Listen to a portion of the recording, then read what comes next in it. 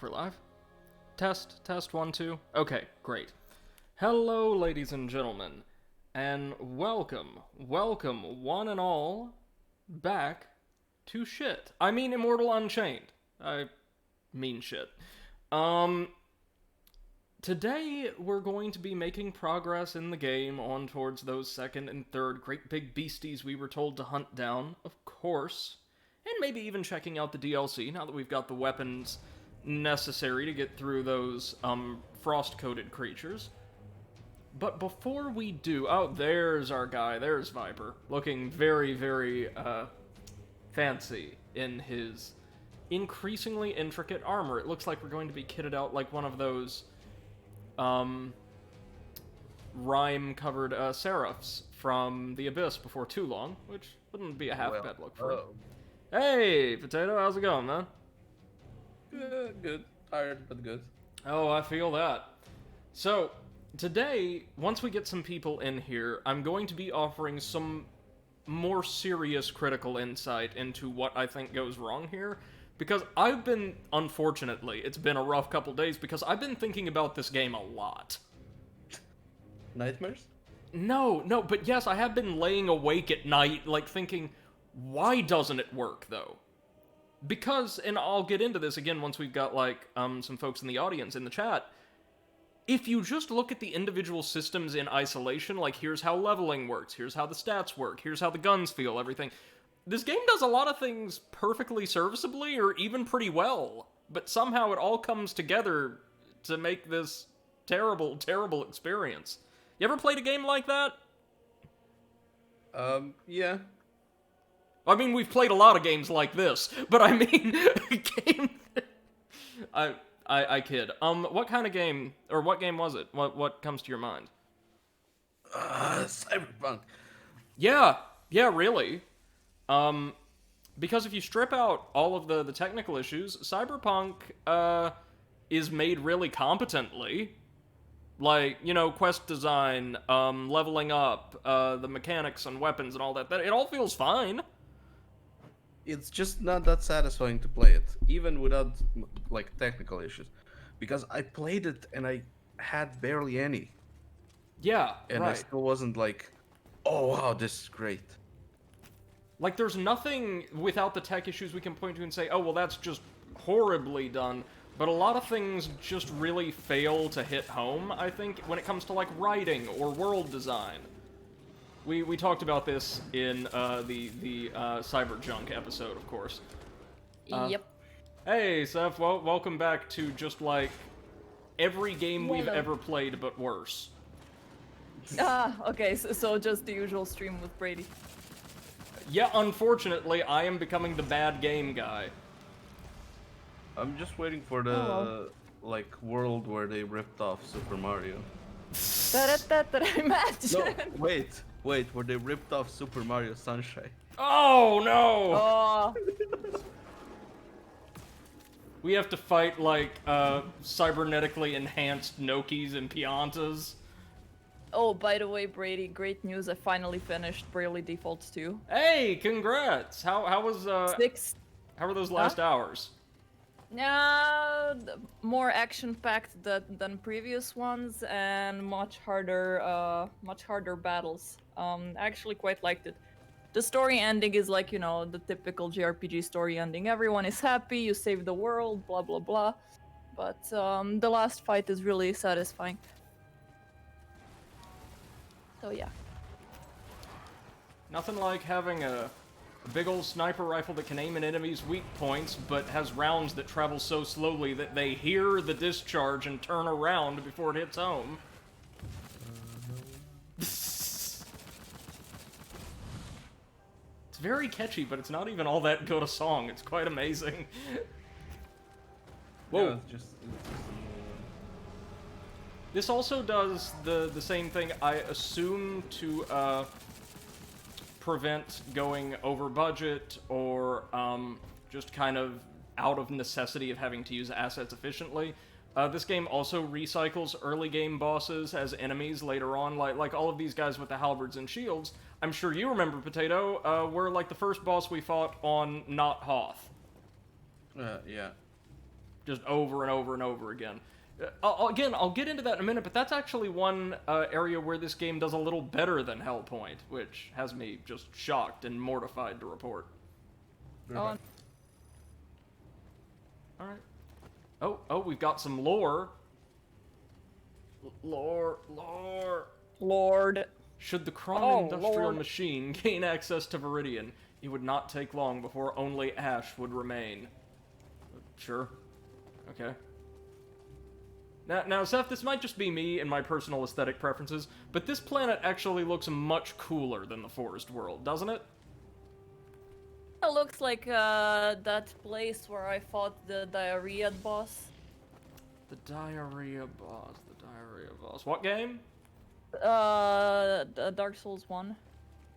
Oh! The yeah. The Bed of red Chaos. area. Yeah. Yes.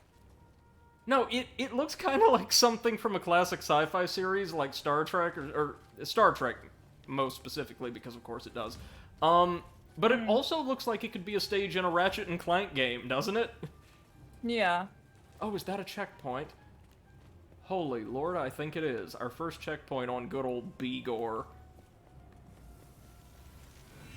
Kron machines of industry have traditionally also been used as weapons of war. Crushing enemies under their enormous weight. What? So, these things are used as, like, siege weapons, huh? Apparently. Alright, yeah, sure. Oh, but notice it still reads this as on Viridian, because the two planets have been merged into one. Okay, fine.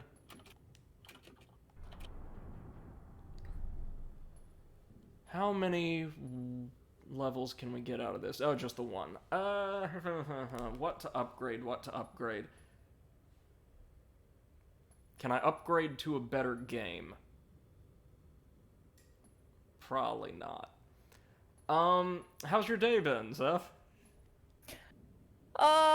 Like, I've done a lot of things. My friend came to take care of Beppo for 2 hours while I run to the city to get my prescription for my medication, because even in Corona times we cannot do it online via mail, but I need to personally come and use my fingers to stick in the health card in.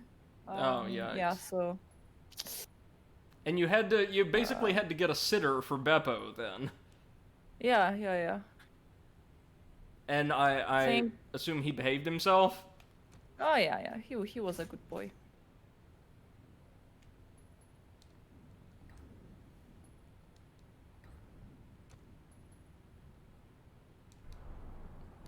Okay, let's see.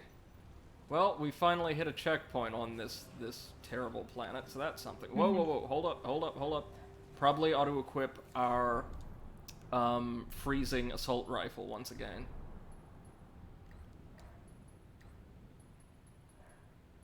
So yeah, once we get some, I was telling Potato, once we get some people in chat, I'm going to be offering a more serious critique of everything we've seen so far than just, game bad, lol. Because this game is kind of fascinating to me.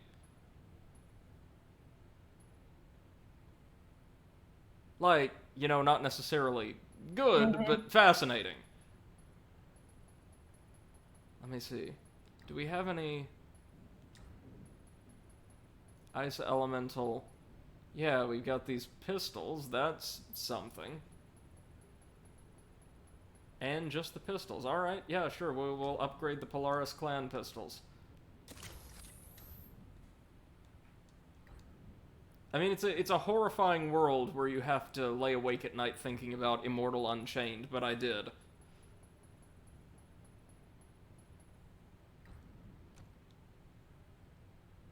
Oh, we need more basic components. Okay, fine. I can work with this. To book professional cleaning service for my apartment, and they're gonna come next week to do deep cleaning because there has been so much pee and poo and litter and everything. What? I just don't have time or energy to clean everything up. I assume most of the pee and poo comes from Beppo. Yeah, of course. I mean, I clean it after him, but I never clean it so thoroughly. Right. And I would have to, like, wash the entire floor, which I just don't have time. to do. So yeah, it's gonna like I'm just gonna pay professionals to clean it. At the same And in the time, meantime, like, take Beppo out. yeah, yeah. I mean, take him out for a walk, not like take him out. I was about to say though, like at the same time, like come on, Beppo, you're all of like 3 weeks old by now. Come on, man. Yeah. Yeah, stop being a baby and peeing everywhere. No, I was actually worried that he might not want to learn, but then I got a lot of advice that he's just a baby. To some dogs, it takes up to a year to learn to pee and poo outside. Oh, good. Good. Great. I mean, as long as he doesn't do it in hidden places, it's fine. I can, you know, just find it and clean it. Right. Beppo! Poppy's there! I know, right? Silly. We had some nap time on the couch today and it was great. Oh, lovely. Yeah. And in the morning, both him and Poppy seem to wake me up at 7. And then, like, I take them both with me in bed, and then Poppy sleeps on my right shoulder and Bep on my left. Aww. Which means that, of course, I'm not sleeping because they're heavy and I get, cramped. What happened to the game? We just left the weapon modification screen. What? Yeah. The game was like, no further. Oh, That's it.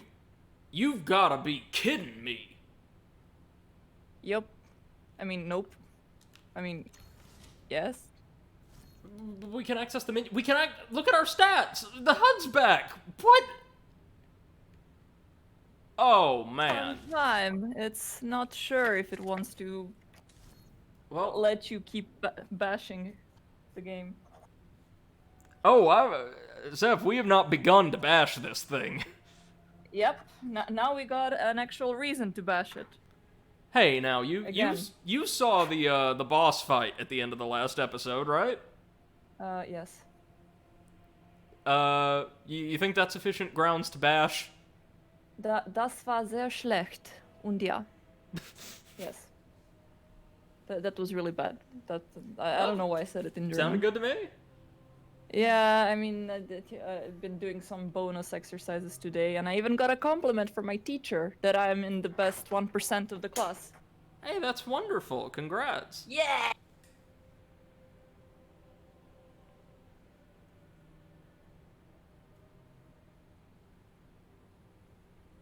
So is the main menu gonna load? Maybe. I mean, I wouldn't bet on it.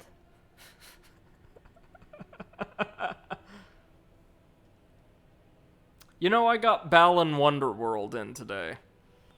And it's What like... is that? Oh, it's the spiritual successor to Nights into Dreams, the classic, very unique, like, kind of esoteric platformer. We're just going to restart the game. I could be streaming Balan right now. Something worth streaming now. Instead, I'm playing Immortal Unchained. Yeah, well.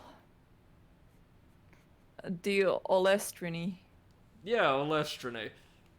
I'm quite proud of the stream title for today. It's not complex, but it's just the most... Immortal Unchanged. Unchanged? Unchained. Yeah, Destiny effectively and Dark Souls Unchained. Yeah. Destiny and Dark Souls and Mass Effect and Warhammer and Wars. I think that's the most succinct way of describing this. Yes. By the way, in your About page, you can make a list of like completed games so far on stream. Oh, I nice, think that yeah. would be like a good thing to add. Absolutely. I am back. Welcome Welcome back. back. All you missed was the game crashing, more or less, in the upgrade screen, but still I mean, it allowing... didn't crash completely. No. It just stuck us on a screen with a loading icon where we could still access the main, like, the pause menu and the hub, or HUD and all of that. So we, like, tried to quit to the main menu, and then that didn't work either. Nice. The game was like, nah, we done. No, son. No, son. Wait, what are our rifles? What? Sniper rifle 1, sniper rifle 2. No. What weapon did it give me? Ah, it just unequipped the 2 weapons I had there. What the shit happened?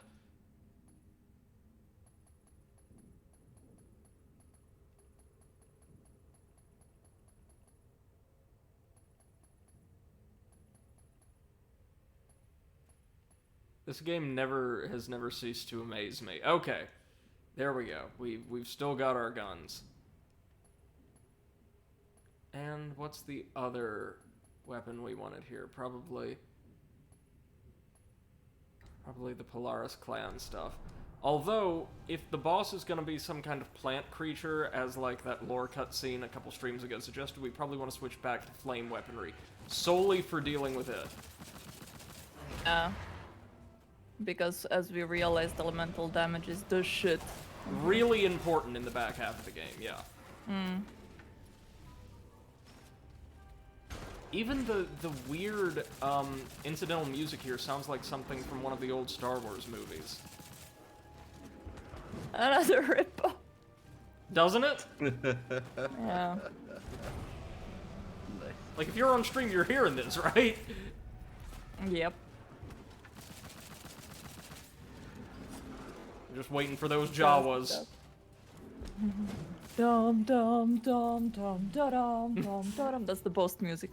Boss music. I don't know. Today I've been speaking 3 languages at the same time, more or less, so my brain is kind of bleh. I understand. I have difficulty speaking one coherently most of the time.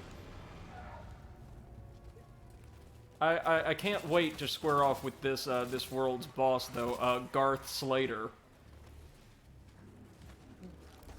Totally not a ripoff. Oh, no, rip-off.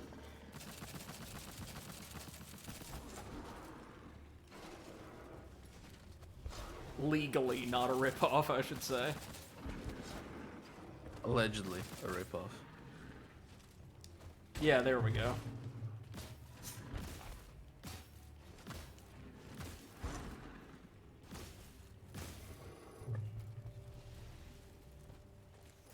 Got some bits, nice.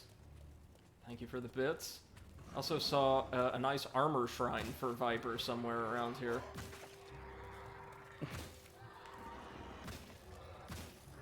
Another issue I had is, like, in lore, right? We're supposed to be fighting all of these different species spread out across the planets.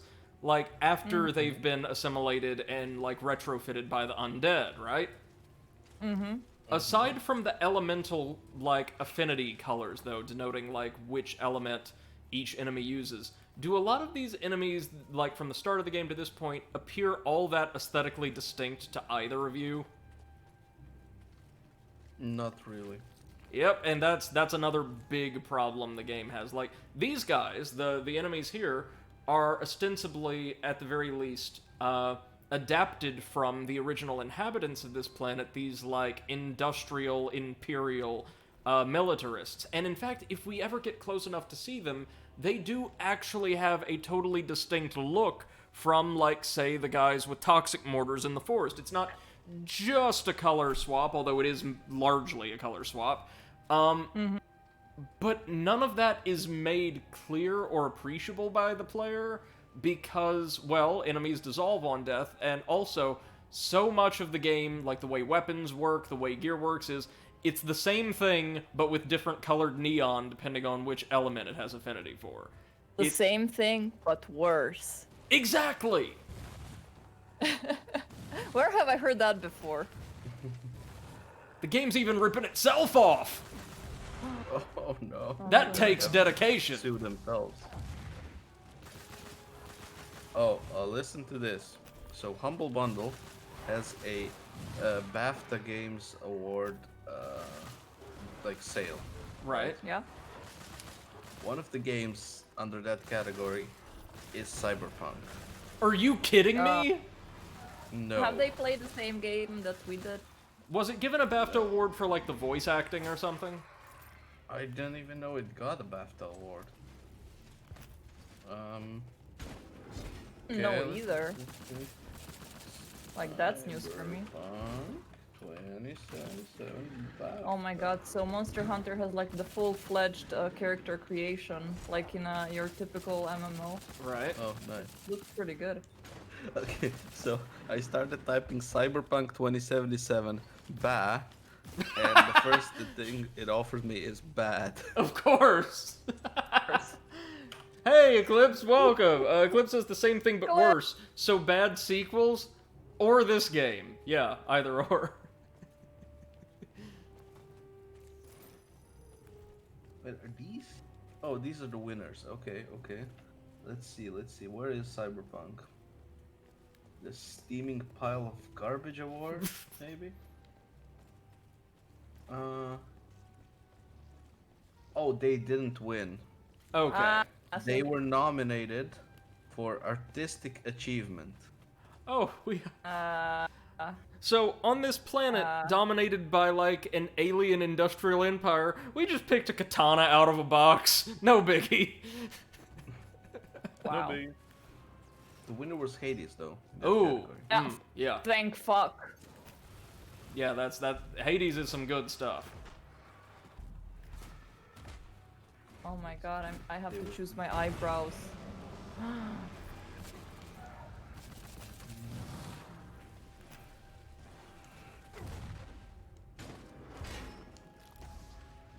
Some of these encounters are halfway decently designed. Notice that here there are practically no ambushes, which is nice and kind of unusual for this game. Oh god, they were nominated for narrative. And again, lost out to Hades. Good. Wow. Hades really best plot of the year? That is impressive. Clip says, how is everybody? I'm doing alright, thank you for asking. Gonna wait till we get a few more people in here, maybe a couple more, and then I'm going to offer some serious critical thoughts on this game instead of just bashing it for funsies. Oh god, this is actually getting hilarious. They were also nominated in Performer in a Supporting Role, Judy Alvarez, Okay. and the actress lost out to the voice actor in Hades. So Hades like swept. Yeah. Yeah. Also, Female V was nominated as a performer in a leading role, but lost out MLV was good. Agrius. lost out to Laura Bailey as Abby in The Last of Us Part 2. Okay. Alright. To Eclipse's question, how are you guys doing today? Exhausted. I did 20 shit today. Well, I did not shit 20 times. I just did a lot of stuff. That's what I wanted to say. Same. Eclipse says, so I need to jump into my cloning machine so you have enough people. Got it. No, or we'll just wait until, like, we take down the next boss or there's a lull in what I am legally obligated to refer to as the action or whatever. And we'll start dissecting it. But I have been thinking about this game a lot over the weekend. Pray for me.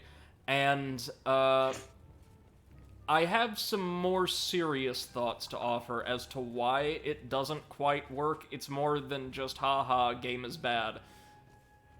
This game doesn't work for a variety of factors, due to a variety of factors that I find actually infinitely interesting. Certainly infinitely more interesting than the game itself. Are we gonna have to do a podcast episode about it? No. We may look into the Sounds like we studio, do. though. Do you want to, Potato? I feel like that would also require me and Seth to play the game, and I don't think we deserve to be punished. The same magma that cuts through the realm of fire runs through the veins of its inhabitants. The passions of the Kron are not easily extinguished. I love how we're learning so much about this group of enemies that looks just like the other ones, but they glow red instead of green. And also have been killed and adapted by the undead, so they're the same thing. Eclipse says, a lull in the gameplay. And also, I realized another thing that's weird about the Midir fight. Half of his attacks are sheer spectacle, no substance. Yep, he's also designed to take advantage of, like, the psychological warfare that so much of, the Soulsborne formula is built upon. The Kron have hollowed out much of Bigor in their endless search for power. Drilling into the planet's core, they have tapped into the ancient forces of creation, and at the same time sealed their homeworld's fate. Right, so they fracked themselves to death. And we've got to... Well, now, wait a minute! Wait a minute, this is just one of the green standard undead mortar wielders from the forest, just with more health. And we're dead. Okay, good. Because one of that thing's attacks drain 90% of our health. Right on. Sounds good. Oh, so get this. Me in Monster Hunter, I get to have like a cat familiar, I guess, Yeah. and a dog familiar, and of course it's Papatin and Beppa. Of course. They're with me in the game. Are they also pooping on the floor, left, right, and center? I think they're doing that off camera. Remember that, you know, in video games and all media, nobody poops ever. Nobody needs a toilet break. Gotta be so much constipation in fictional universes, like, you wouldn't believe. I'm just gonna run it back to the depths. Not the depths like in Dark Souls. We promise it's not like Dark Souls. These are the fiery depths, which are different.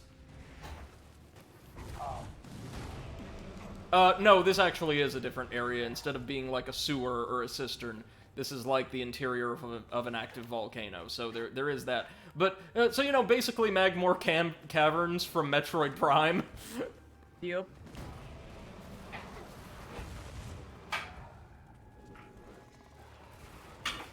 Wait, is that... Oh no, that's part of the lava flow. I was about to say, is that like just... a checkpoint I missed? No, it is not. Or no, we already went down there, never mind. Notice the insane aggro range on enemies persist. Eclipse says there's a few attacks where I need to be asleep, or trying to be stupidly risky, which happened once to get hit by them. Yeah, actually I found that Midir's most dangerous attacks were the standard, like, swipes and slams that looked the least flashy out of all of his maneuvers. Yeah.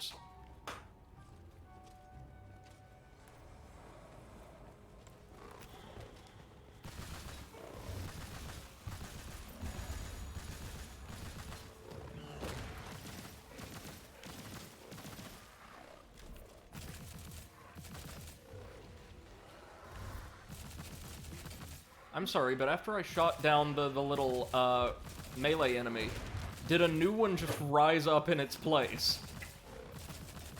Good. Cool. So they're just going to, keep... No, this thing must be raising them. The Reaper. Which is a prime unit, I think? Again, we have to distinguish what species all of these things were, based not on their color palettes or their armor or anything like that, but little aesthetic flourishes. I think that one was one of the prime, because the other prime units we fought, like, that Soothsayer boss back on Apexian, all have kind of these large ornamental wings, and kind of, not exactly kilts, but waistcloths instead of armor. So, yeah, trying to distinguish between characters and enemies in this game is gonna be fun. Oh my god. We are in a computer that's or a PS4 that's trying to run Cyberpunk. Dum.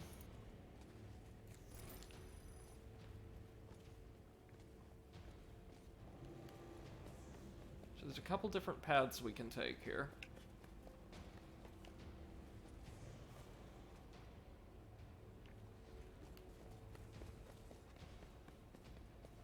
I am never going to get over the rogue fallacy fight, though. That is hands down the most poorly designed fight we've ever seen on this channel. I'm convinced now. There are others that were executed much worse, like Beta Chaos, but man, nothing came close to that. Okay, the unique minerals from the Realm of Fire enable weapons crafted with them to be infused with elemental power. Really now? Okay. Thank you. The level design here is kind of interesting. Is there an obelisk nearby? Hey, presto! So we're here at the Magma Lake. Voted top vacation resort on top vacation spot on Bigor 4 years running. And let's keep sinking points into that perception so eventually maybe we can use the best sniper in the game. I imagine that gun would have to be pretty good, right? Supposedly. Again, allegedly. Right, and correct me if I'm wrong, but didn't we end up beating that boss at the end of the last stream by exploiting the game's, like, pathfinding? The sniper boss? Yeah. Yeah, like we had to shoot out it from outside the arena so it couldn't aim at or teleport to us. It just stood over there spawning minions endlessly. In fact, we probably want a sniper for this. Like, if that's how we were intended to fight that boss, that's horrible, right?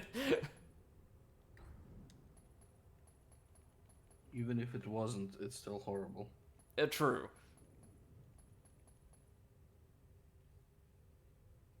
Okay, an energy sniper. We can probably... Wait, no, sorry. Oh no, that's a fire sniper. Don't want that. Energy ought to do the job.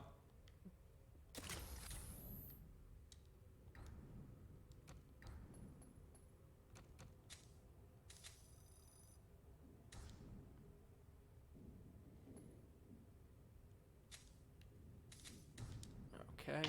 Let's upgrade this a little more.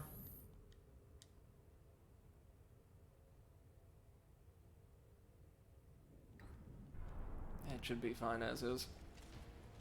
Which is something I'm sure was said quite often during this game's development.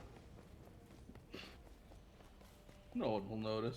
Clip says, totally not the smoldering lake. No. No, obviously not. Do you see a lake anywhere around here? Not down there. Don't. Do you see a lake anywhere down around here?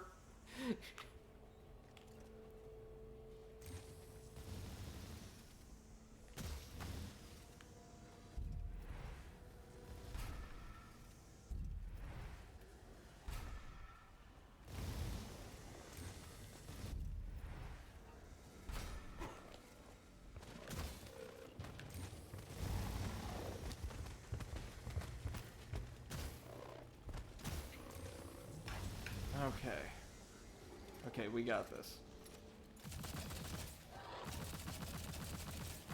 These appear to be the standard undead that, or no? Are they supposed to be Imperials too? I can't tell.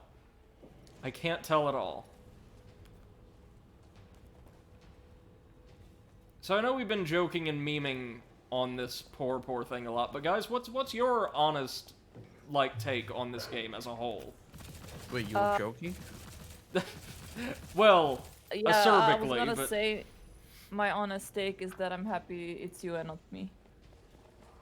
It's fair. Like no joke. I find that this is that game that I would probably pay for, play for an hour, and then try to get my money back. Yeah, that's a totally fair assessment. Eclipse says, that dude's projectiles are so slow, he walked past them. Yep. Yes, that's true.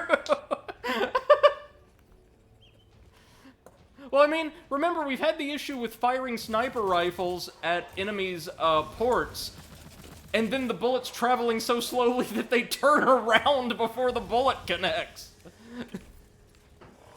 What purpose is a long-range critical damage weapon, then? Oh, hey, check it out. It's Queen Iska's guards. What are they doing here? I don't know. Don't worry, they don't know either.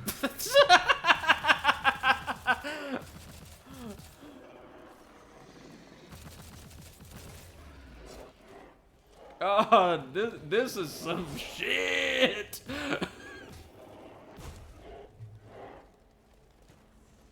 Excuse us, good sir. Would you know the way to our own game, please?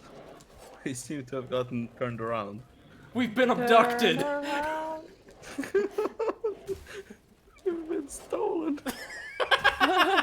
Can you please get us... Please take us back to the Unity asset store.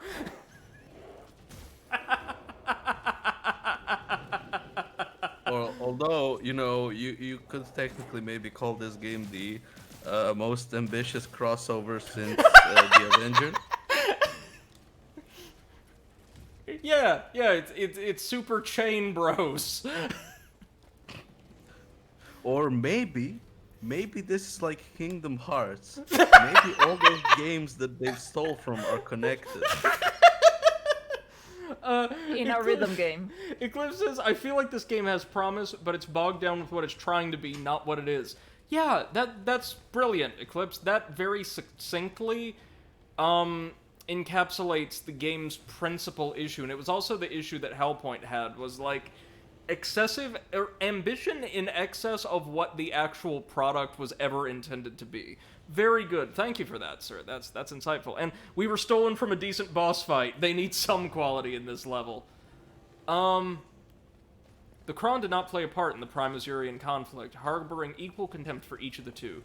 They chose instead to capitalize on the conflict to further their own claims. Okay. Okay, so we're here because this planet just got smashed into the other one. This is where I can tell that, like, what the dev said was accurate. They had to pull back from a much larger scale at some point in development. Because, like, the in-universe explanation for Bigor being its own contained stage is, well, it just kind of, by crazy void magic, got slammed into this other planet. So that's fine. I don't understand why enemies from the other planet are here, though. Not the planet it got smashed into, not Viridian, but, like, Arden.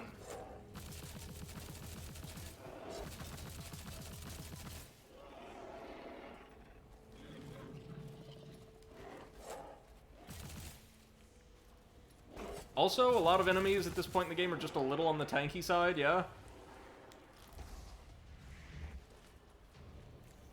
Just like the game itself is a little on the janky side, yeah? What do we got? The power harvested from the core of Bigor has the ability to set souls on fire! It's what grants the Kron their explosive temper and incredible strength. Now, is that allegorical or literal? Or, sorry, figurative or literal? Like, does it actually set your soul on fire? Like the sweet sound of the choir. Light my morning skies, burn in love. Wow. Well, looks like they stole some of the lore from Elvis.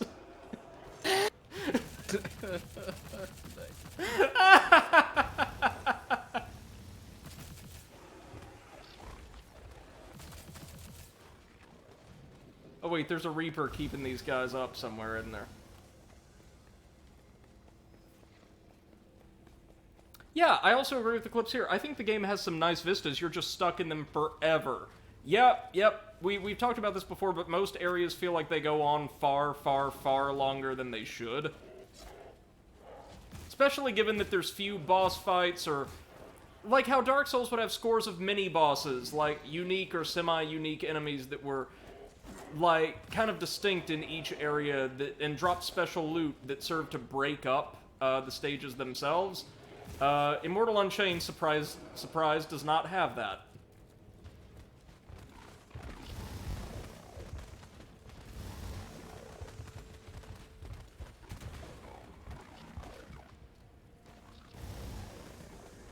Also, friends, now that I'm thinking about it, because I have been thinking about it, do you think there's really much ground, or much grounds to stand on and claim that this game was not inspired by Dark Souls in 2018? No. No. Yeah, there's no way. Now, I don't buy it. I can see the devs saying... I won't buy the game. Yeah, you shouldn't buy it. Okay, that guy there just killed his friend with his melee attack while we were like 10 feet away. You know, I'm not too fond of, like, what Disney did with the droids.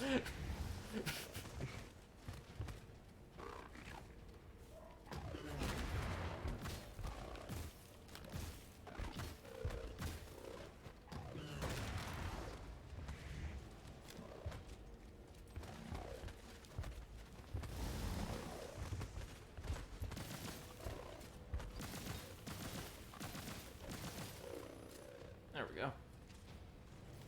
Oh, man.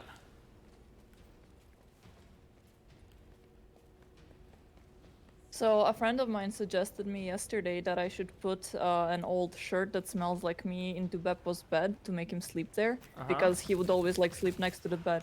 So I put it there, and I woke up in the morning, and not only was he not in the bed, he was like on the other side of the room, lying down with my bra on his head.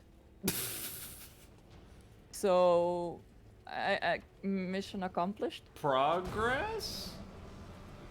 Question mark?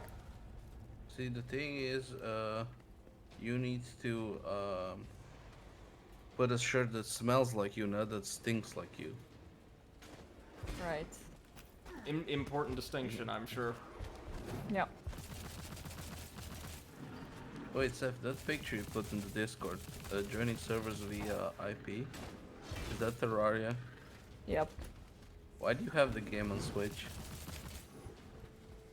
Because I like it on Switch. But wait, why can you... What the fuck, Nintendo? And Eclipse is Like- Roger, Roger, and interesting, Beppo. Yeah. Beppo likes the boopies. I mean, he is small. I completely understand why he likes the boobies.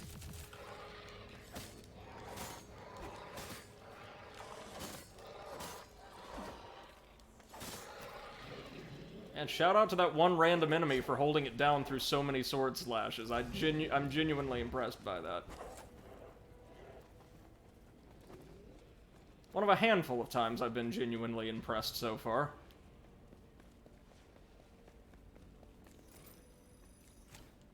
The Fane have an unusual relationship with the Kron, both races sharing an interest in master-crafted ritual weapons. Of all the races, the Fane are the only ones welcome to Bigor without an invitation. Who are the Fane? Who the f are you? Who are you people? This is one of the issues of having, like, this really complex, multifaceted lore. Oh, I guess that's gonna take us back to Viridian, maybe? But then not doing much to aesthetically distinguish these groups from each other when you encounter them in-game.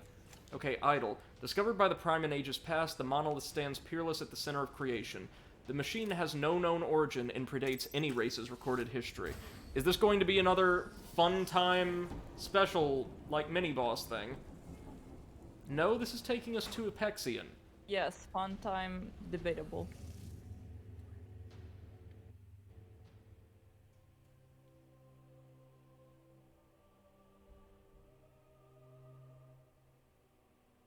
And apparently that remnant world where we squared off with the sniper will play host to a number of special boss fights that we can go unlock, including harder versions of earlier bosses, because yay! And we're going to do them all. On Ryoki version 15. No, well, apparently there's like a harder version of the Queen you can fight, and I don't mind that. That was honestly a pretty damn good fight, especially considering this game. We have to grade on a curve, you know what I mean? Like Gauss's bell curve. Yeah, exactly. You need to compare it to itself. This is one of those special side bosses. This is the Corral. And hey, what? you see that? Corral. You see that? Isn't that just one of the regular mortar-wielding enemies from Viridian? That kinda looks like it, yes. Yeah, it's because it is. So what do you want to bet that as soon as we spawn in, or as soon as we move forward, it's going to, like, spawn in a half-dozen supporters and just ventilate us, right? Because this is a very easy enemy otherwise. Let's see. Okay, you are the Flame Belcher Hierophant. That's amazing. Look at it belch! Wow. And, of course, call in backup, because that's how we do difficulty in this game, I guess. At least this one can, like, harm its own summons. Flame Belcher, go! I choose you! Okay. Yeah, you are mediocre. Ah, but notice, it's summoning in, yep, enemies with the same sniper, even though they use it at closer range. And just like the sniper, the sniper on the, in the last, like, little remnant world, it spawns in, minions constantly. This is very bad design. If you're going to have ads for a boss, either if they're going to be constantly spawning, the boss should be kind of impotent in and of itself, which, I mean, this one isn't ridiculously strong or anything, it's not like the last one, or there should be a set number of spawns that, once exhausted, prevents further enemies from spawning in, when you've demonstrated you could do the thing. This game does not do that, and it's very, very frustrating. Does not do the thing. The thing has not been done. Well, because I'm sure nobody else has done it in just such a way that they could rip off yet. Ah, makes sense, yeah.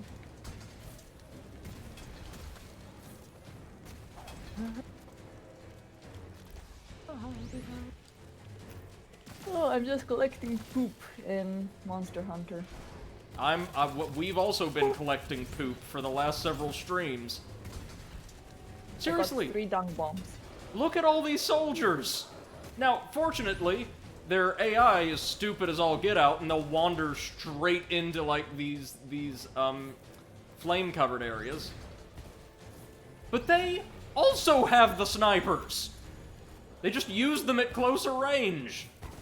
See? Great.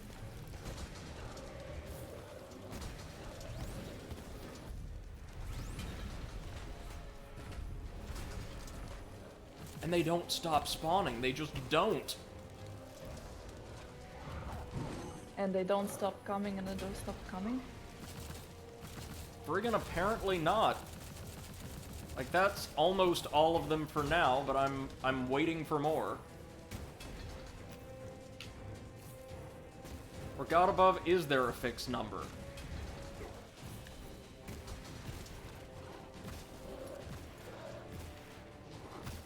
Don't be so kind to me now, you abject shit pile. Brady is angry. My patience for this game is exhausted. Oh wait, it does look like a fixed or pseudo-fixed number of spawns. Okay, good. Good, and the boss itself then it's just one of these enemies, so. Well, could have been worse. Yeah, it could have been the last boss, and it's not.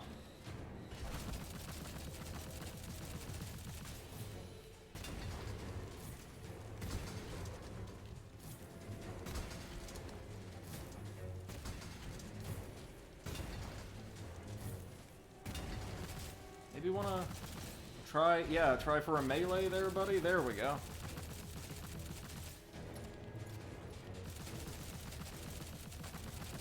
Okay, that was nowhere near as bad. Second remnant boss down. Eclipse says, I hate ads in boss fights as a rule, but they can be interesting. Not when they're the only source of difficulty. Yeah, like, I mean, as you guys saw, without the ads, that boss was, well, just a larger version of the pretty simple enemy that it actually is. We got the Lone Guard sniper. They're giving us lots of sniper rifles now. I can respect that. A little confused as to why, but I can respect it. And bonus points now. This gate will serve as a checkpoint once we get back to Bigor. I do like that. I know why you're getting the sniper rifles. Hmm. That dev from the other day went and patched it so that it just drops sniper rifles, because he did say you need a sniper rifle, right? Oh, yeah.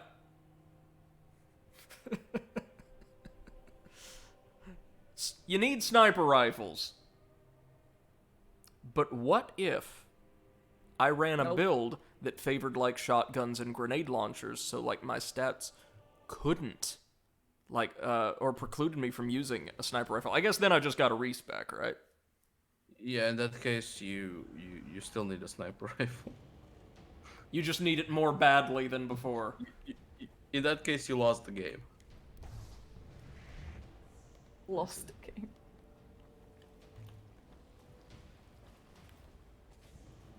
I wish Brady could lose that game. Just like suddenly disappears. back to whatever dimension it crawled out of. Whoa! Also with any memory of actually playing it. I mean, I have a feeling I'm gonna lose any memory of actually playing this thing as soon as we start our next series. Oh, don't worry, we'll remind you. Won't. I'm not that sadistic. Like, Then I'll remind you. you guys have both seen some of Hellpoint before, right? Mm-hmm. So, am I right in saying that Hellpoint actually feels and looks a little jankier, but somehow is a better game? Yeah. More invested in the boss fights and generally in the game. Here, I feel like you're just trying to get to the end as fast as possible, and you know, fuck everything else. And that isn't just because of my presentation, right? Yeah, of course. I mean, and you are usually the type that is gonna try to find the true ending, find all the items possible, etc. So, Oh, yeah. That says a lot. If even you are like, nope, let's just finish this. Oh no, I'm still going to do all I can. Oh but no, why? I'm going to be miserable as I do.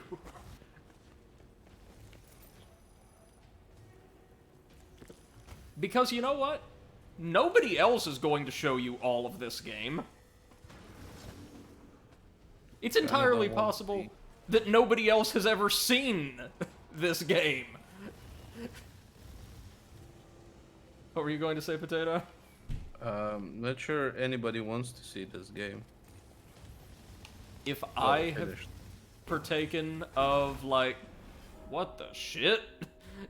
If I have partaken of the unholy knowledge which is not meant for man, so too must you.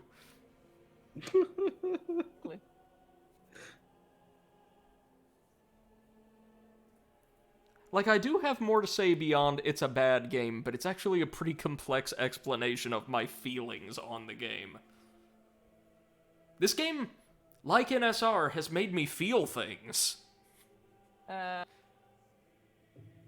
Terrible things. Ah, okay. I was gonna say you compare it to NSR. God damn it.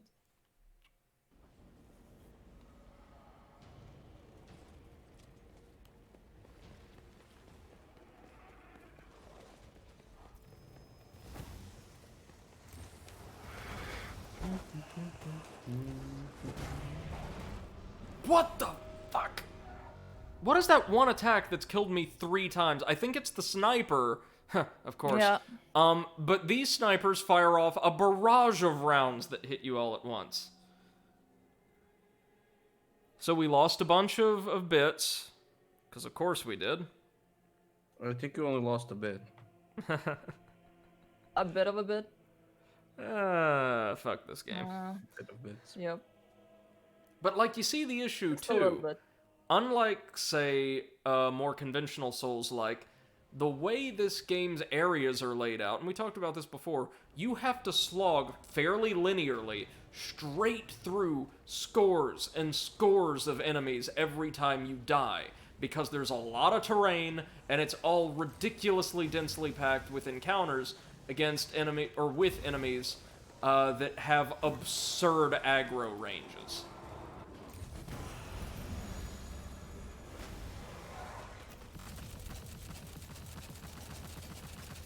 And for some reason, just in the depths, not in the first half of Bigor, but in this place alone, enemies seem to have absurd amounts of health. That's really weird, I think.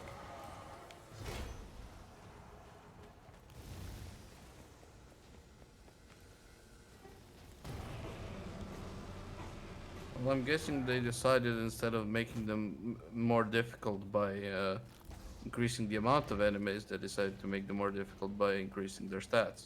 Oh, no, there's still way too many of them, besides.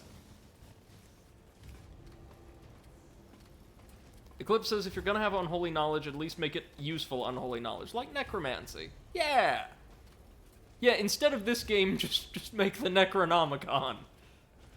Yeah. The fiery rage of Bigor is little compared to what it once was.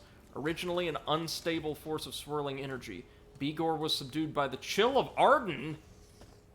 But that's the ice world! What, did the entire universe just get involved in like an 18-card pile-up? What? Fine. Okay. So, we can level up. Good for us. What shall we level up? Probably some more...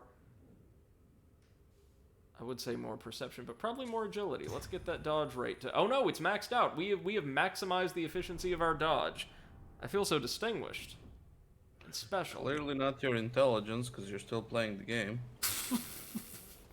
We've now reached the point where I am at fault for playing this. Well, who else? You know how it works on this channel. If we start something, and especially if it's bad, we've got to see it through. Oh, really? I don't remember you finishing or playing Cyberpunk on stream. Well, I said something bad, not something non-existent. Oh, a better answer would have been, I'll finish it on stream when the devs finish the game. Yeah. The clip says, this level actually reminds me of a level in The Legend of Spyro. Just, you know, it was a lot more cartoony in that game. Yeah, sure, throw it in the pile, why not?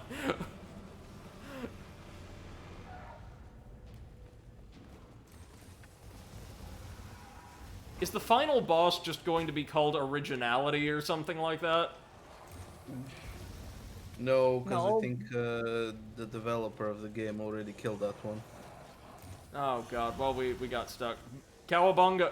What? No! We landed! Oh well. No. Yeah. That's fine. I was just Almost. exploring for more treasures. Clip says probably more fun Almost too. had it. Undoubtedly. No, this reminds me of the Magmore Caverns from Metroid Prime, which to me has always been like the quintessential really good lava stage, in much the way that this is the quintessential really mediocre stage. Not lava stage, just mediocre stage, like everything else in the game.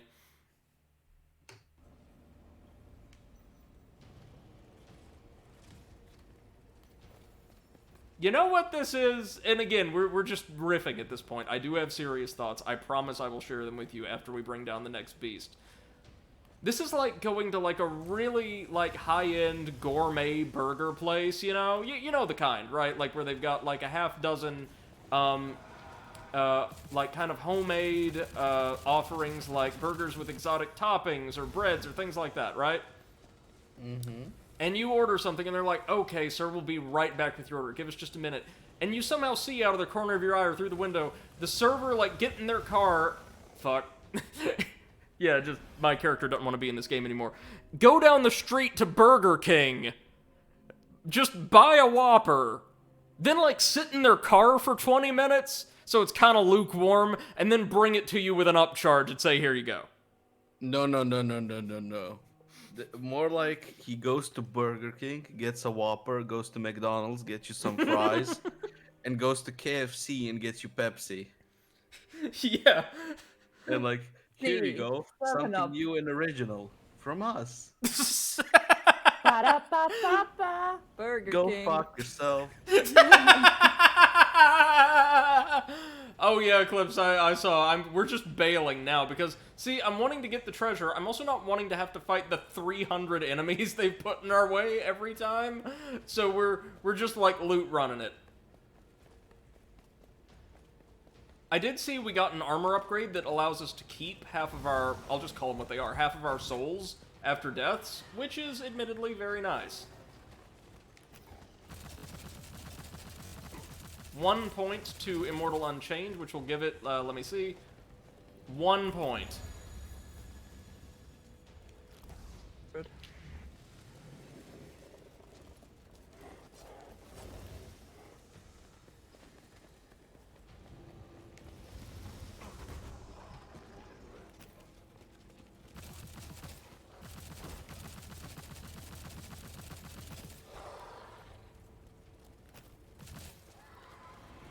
Developing critical thoughts on this game was actually somewhat challenging.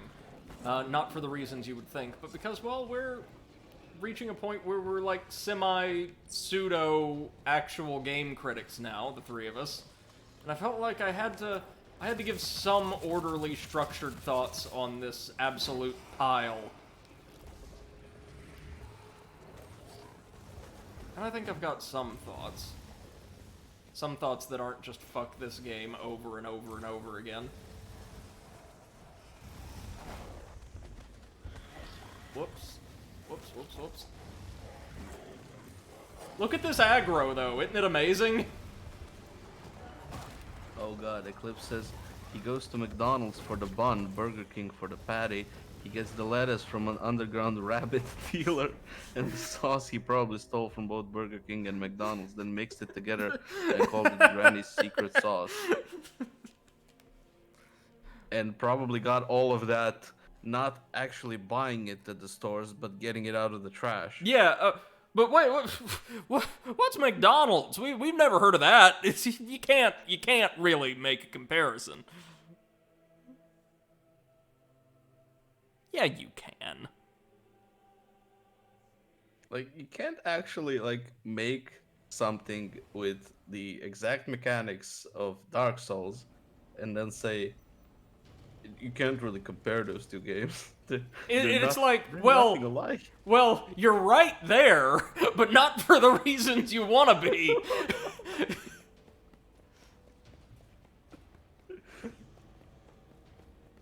Dark Souls was clearly a labor of love, and the original Demon Souls was like a love letter to classic, like dungeon crawlers of the 80s and 90s, by a very passionate man and his wonderfully gifted team who love their work and love the universes they create. Again, this is the equivalent of a student waking up, panicking because, like, a 5-page essay is due, like, in 3 hours, and they've done nothing.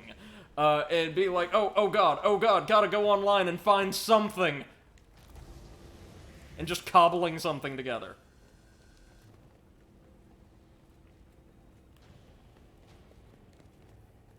Eclipse says, it's not a McDonald's-like, what are you talking about?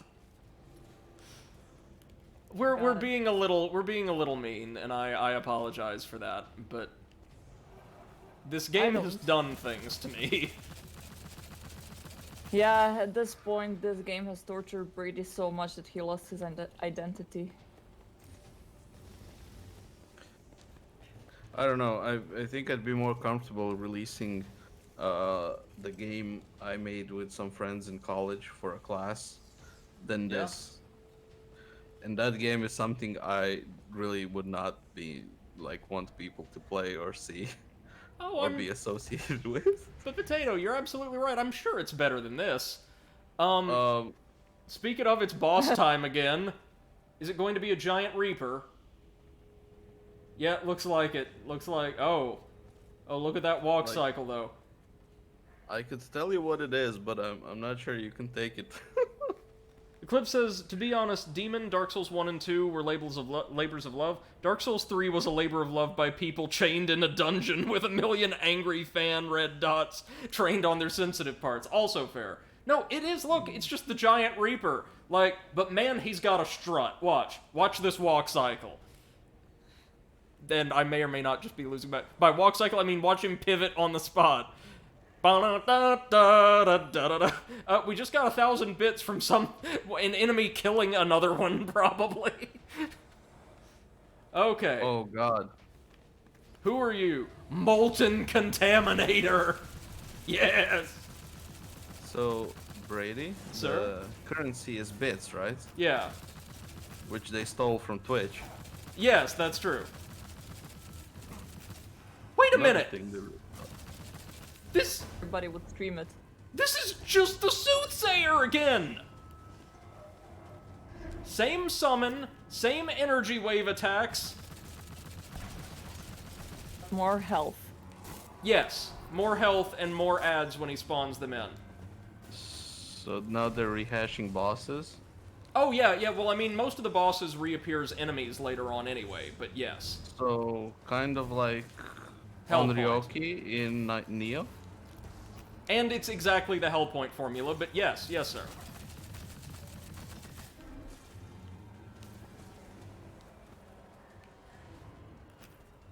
Oh my god. This game just makes me tired, y'all.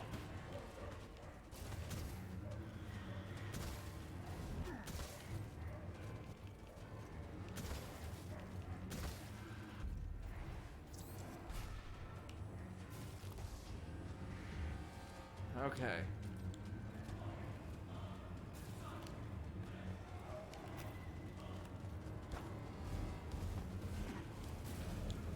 Oh, shit! Clip says, wait, I just realized, Bits, was this made by Twitch Devs? Of course. And wait, no, this is the Demon Ruins! Of all the places to copy in Dark Souls, why there? They ran out of ideas. And by that, I mean other people's ideas. So they just had to start digging. Google stopped working for a week and they just didn't think of anything else.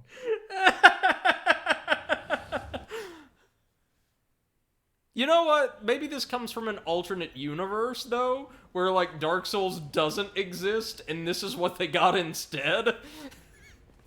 Oh god. Like, this is original over there. Can we make a fundraiser or something for that universe to make it feel better or something? Can we ask Rick and Morty to just go there and blow it up? Poor souls don't deserve to suffer that much. Well, neither do I. Then why do you do this to yourself? Yeah, exactly. At this point, it's your own fault. Because if I don't play this, nobody else will, and the internet needs to know. Does it? Fair enough.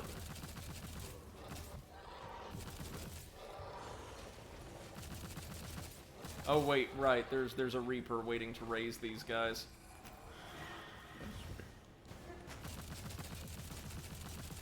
Let's get back on to old Molten and Dirty.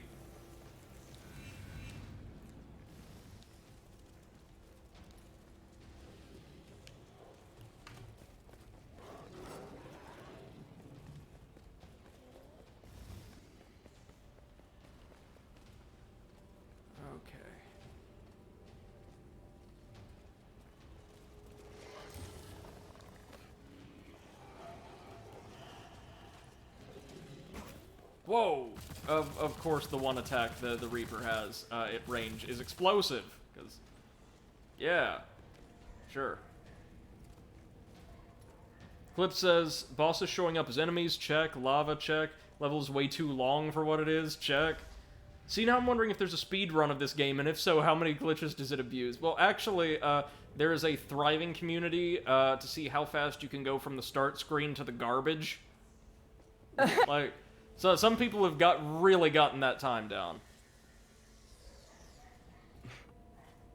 God, that reminds me of the video where the dude put it on YouTube, like, easiest way to install Windows Vista. Mm-hmm. Where he just takes the CD out and puts it through a shredder. Yeah, you're installing it into something. It's the only piece of machinery with no hardware problems and driver problems. Okay, so we've got to kite out the drones.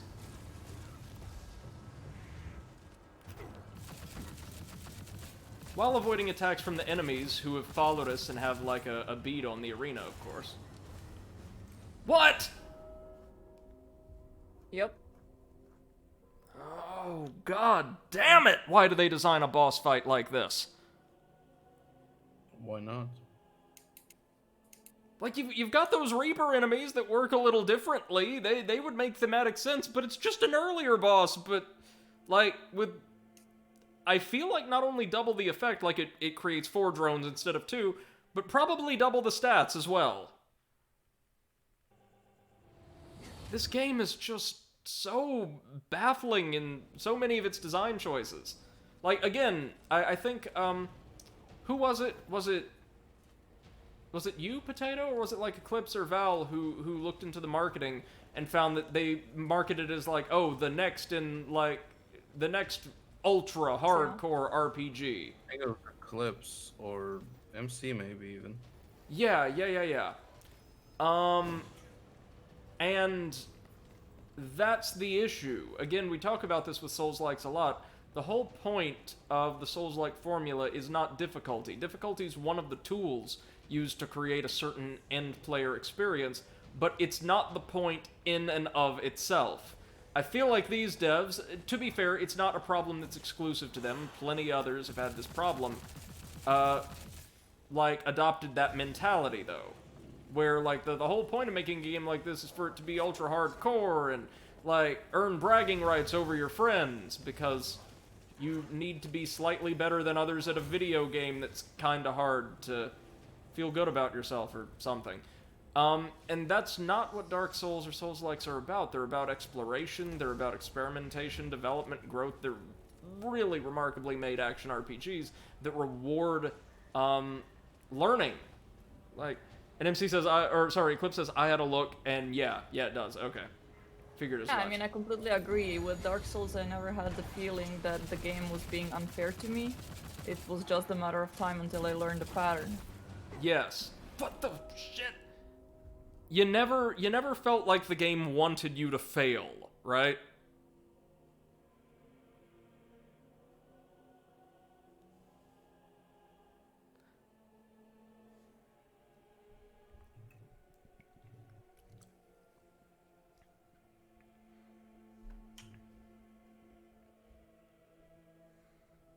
So, the issue with the attack that killed us there, the little, like, rapid-fire projectile that this boss used in both of its fights, is the way it looks, it's firing the projectiles out of the head of its staff, right? But even if you're inside of that range, like I was trying to stay close to its body to, like, you know, maybe dodge or guard, it still connects because the game registers the projectiles as originating from the enemy's body, not the staff where the animation begins. Hey, Pot, welcome to the stream. Pot says, Yo, sorry, Pot. even if I'm here for 3 seconds. Seth, you didn't feel like bending over. Whoa. With Smoff and Ornstein? I would say no. You didn't seem... You seemed very tired. You never seemed upset or, like, defeated during those streams. Think that, yeah, it's just that, you know... What? I want to say I feel like she was defeated a lot of times. Yeah, but with Ornstein and Smoth, yeah, it was aggravating at some point, but the thing was that I knew it wasn't because the fight was unfair, it was just because I did not see what to do. And then when I realized what, like, that I can use those broken poles, it was much easier, and also part of the times that I was losing was because I wanted to get Solaire inside, and that was apparently not something that I should have done. Yeah, Solaire can be more of a liability than an asset in that fight. Yeah. Now the good news is, if you get right up on the boss, he will retreat to, like, create some distance, which is helpful, just as it was the first time we fought it.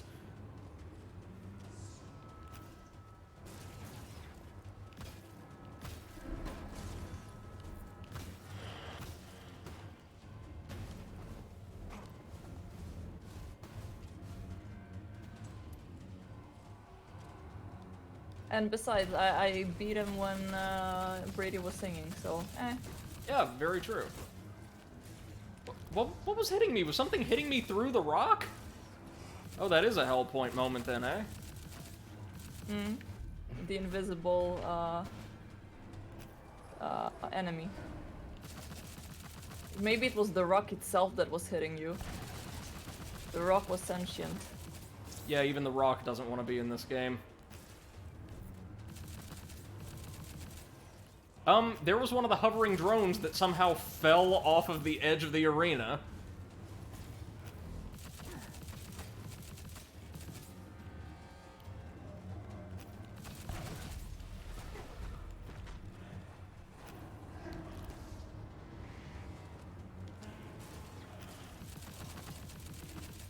Okay.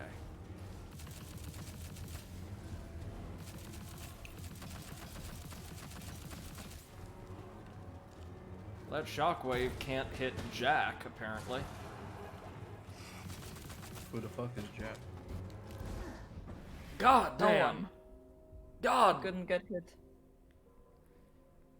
God damn this game. So Pot, I think you were here for our first time fighting this boss. It's something we figured out the game reuses a lot. The same enemy has appeared as just a standard foe several different places in the game. And so now we're fighting it again with stats jacked through the roof. And Pot says that old super precise ultra lock-on is our lock-on is not great, but all the enemies have great tracking. We learned something very important in our last stream, though, Pot. This game is not at all inspired by or really comparable to Dark Souls, so it's not fair to draw distinctions between the two.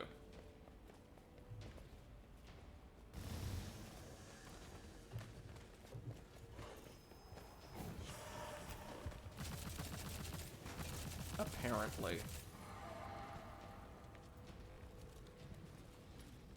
You know what was a really good, like, fairly, like, mid to low budget Souls-like that like, knew the breadth of its project really well? Mortal Shell. Mortal Shell was so good. It was so good. Sadly, Seth never finished it. Gotta get around to it. Still have it installed, so...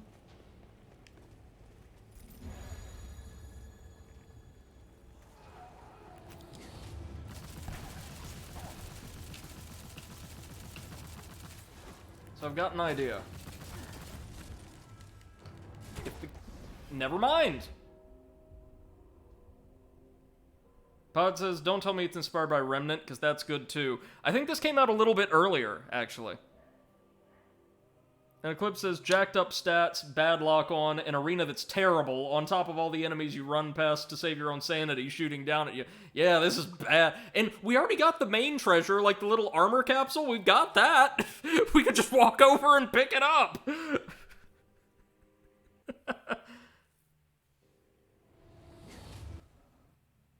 This game's going to drive me up the wall. Yeah, Hellpoint had a couple really bad encounters and one really bad area, but most of it was pretty damn good.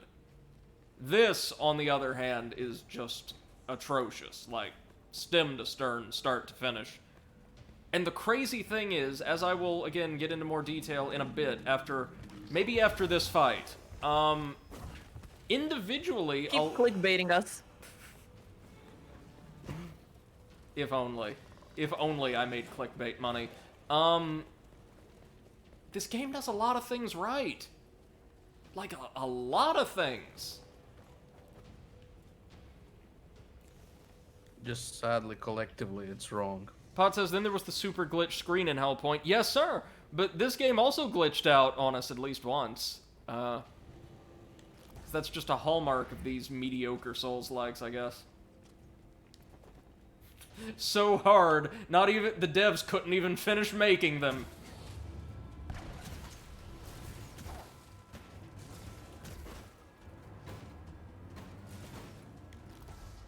So what if we keep one of the drones alive and then just shoot at the boss's head like we did with the other jacked boss?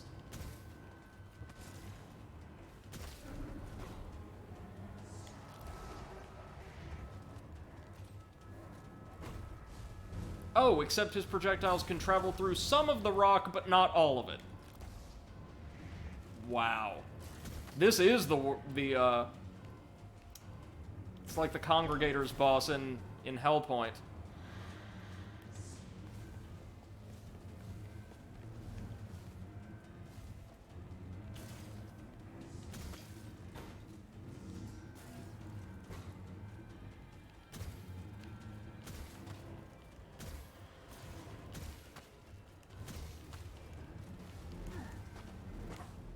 Holy shit. So those shots do track, don't they?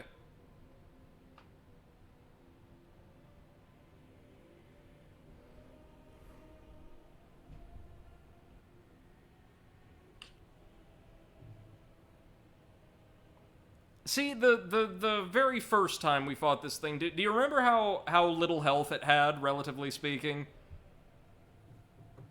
It fought super defensively, it erected a shield, it teleported around the arena or hovered around the arena and spawned drones to keep us off base.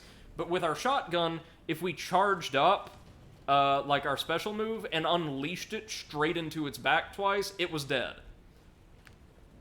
Even given its absurd damage, that felt like a fair trade-off to me. Not a well-designed fight, but fair. This is just laughable. Pot says that's just sickening to be fair, and that's the theme in this game. Everything tracks. Yeah, again, I'm playing the bad Souls-likes, so you guys don't have to, and so, like, Seth and Potato, if he wants to try any of them, can just, like, focus on streaming the good ones. This is a public service to you all. You're welcome. And again, I am sorry. I feel like I have to say this. I'm sorry that these streams are a little negative and a little salty. I don't like to put that out there, but it's just kind of the nature of the beast with these types of games, I think. These, like, quality. This quality of these types of games. At some point, we need to erect a statue for you and be like, you know, not the hero we wanted, but the hero we needed. Yeah. Not really a hero. Not the hero we wanted, nor needed, but deserved. The hero we got. Yeah. It is what it is. Sounds like a great, like, a great tagline for, like, a Superman knockoff game. Hey, Toadman, you listening? What do you mean knocking off only one game? Oh, right, sorry.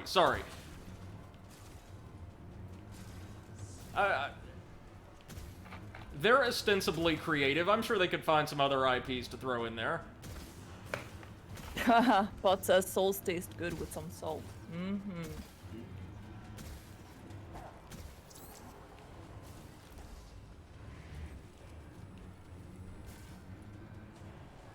I think before I dig into Monster Hunter Rise, I wanna play Everhood, because I want, like, a smaller game to rinse off the taste of huge-ass JRPG kind of games out of my mouth. Okay. Yeah, I was about to say... I was about to say, what? Oh my god, like, you're even corrupting Brady at this point, Potato. I'm not the one who says huge ass, then takes a long ass pause, and then continues the sentence. That's all on you. I mean, this is some huge ass. There's no doubting that.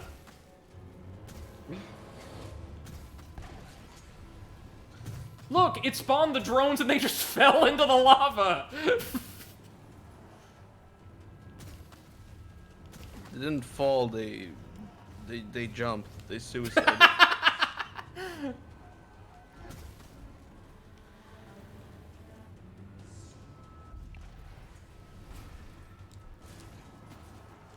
Well, at least it's helping us out. The arena is so bad, the flying drones are falling through the floor, routinely. Sorry, Brady, they're called servitors. Oh, right, yeah, sorry. Well, no, remember, the, like, little, whatchamacallits we had to reactivate were just straight-up servitors. Oh, that's true. Holy shit! Oh, yeah, that's true. These were the... Oh god, I can't remember what they're called. the harpies. Yes, the harpies.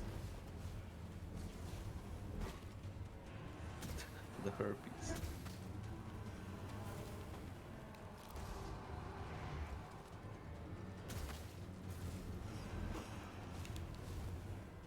Okay, we need to start playing more defensively.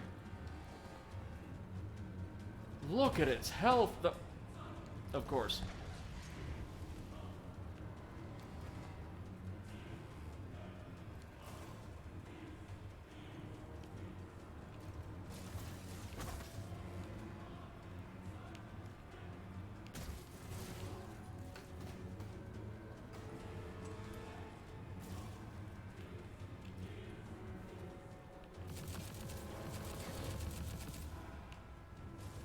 I love that spread on the old AR.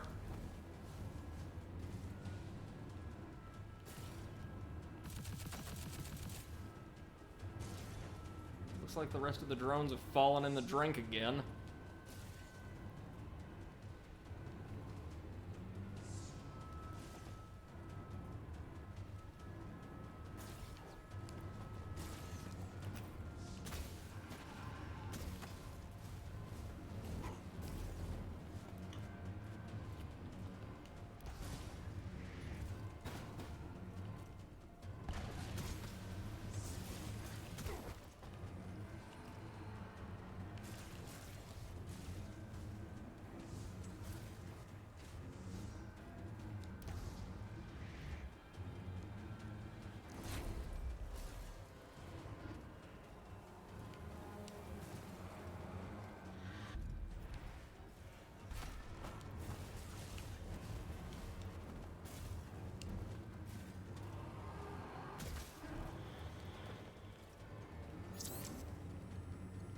where's it going?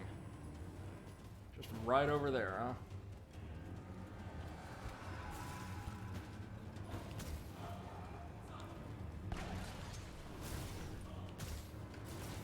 That was a...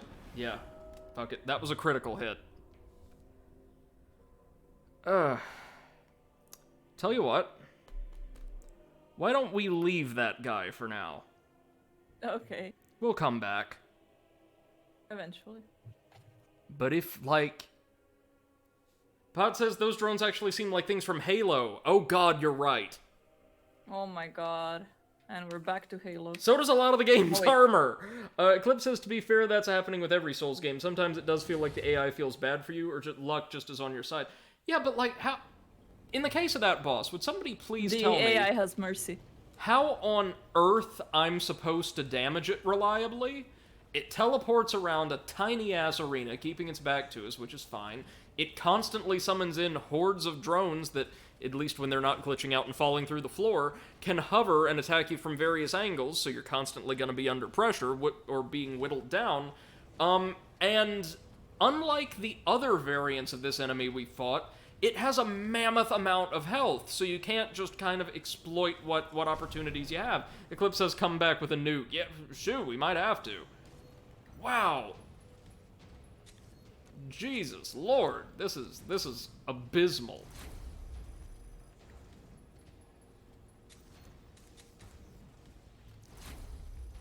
But it looks like the big boss is gonna be right through that little thorny tunnel we saw. Pot says your strat was good with leaving one alive. The summon animation did happen, but no drones were released. Could be an exploit. It could, but the only issue is most of the time I've tried leaving one alive, it ends up falling in the lava. So I think that's the best way to approach it, but we're going to have to come back with just absurd stats, which all of these bit cisterns are going to help us achieve. Look at all these bits, baby. Eclipse says, ooh, speaking of damage reliably, I killed King of the Storm about 5 times today in that challenge run. Hey, congrats, man. Eclipse says, yeah, it just seems like they're throwing things at you until you fail. Not presenting a challenge, just sitting up on high and not going, not hard enough, huh? We'll have this, and this, and this, and more health, and this. Right. They're not designing a difficult or a more difficult encounter. They're taking an encounter we've already mastered and just putting more, like, aspects, more elements in it until we, like, give in. And that's, gonna be honest with y'all, really bad design. I generally don't like boss fights or encounters that recycle old enemies, old content, all of that. I like my unique encounters.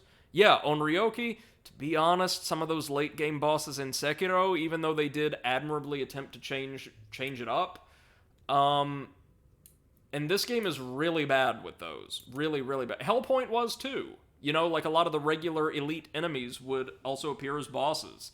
And that didn't feel impactful beyond a certain point, unfortunately. If we can get to where we can use that silver spear, though, that might be our golden ticket. And we can. Nice. But now we're going to need more agility for a couple other weapons, I want to say.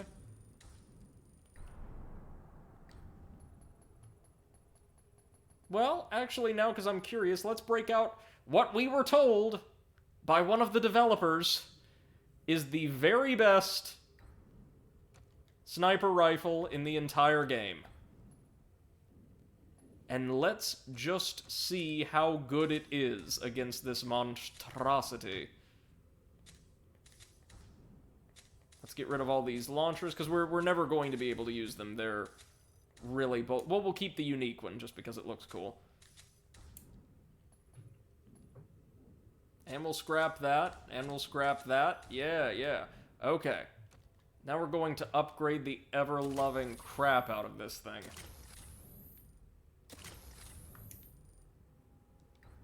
Oh, we need more bits now, huh? Alright, well, we can get those.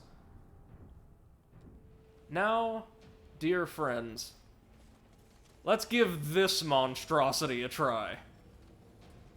I mean, Brady, if you need bits, all you need to set up is your affiliate status. I know. I know we're still working on getting that paperwork. Damn it, damn it, damn it. It's... Let's see. If I can just get a really good shot in on something. Thank you, sir. Oh, yeah, that deals slightly more damage than the old sniper rifle.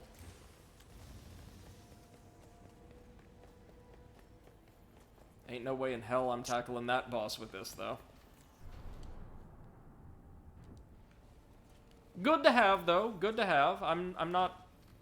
Well, I'm not upset at that, let's say. And instead of our really solid... no. Let's wait until we hit our next checkpoint and then swap out maybe our assault rifle for the flame variant. Because we're going to be fighting a giant plant, I think, which will be refreshing and not at all like Flagra from Metroid Prime.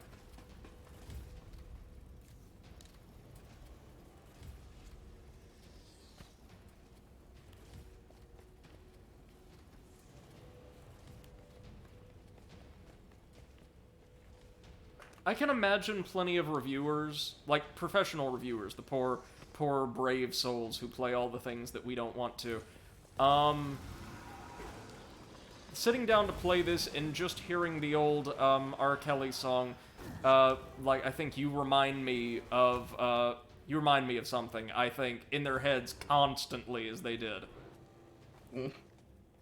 You remind me of something. I just can't think of what it is.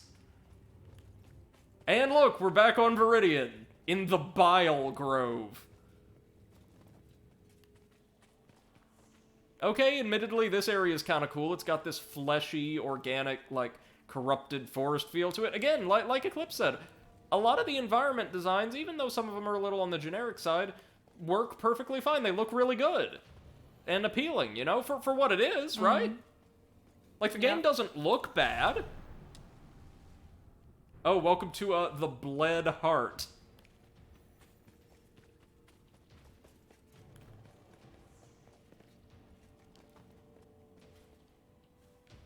So this is gonna be our big boss.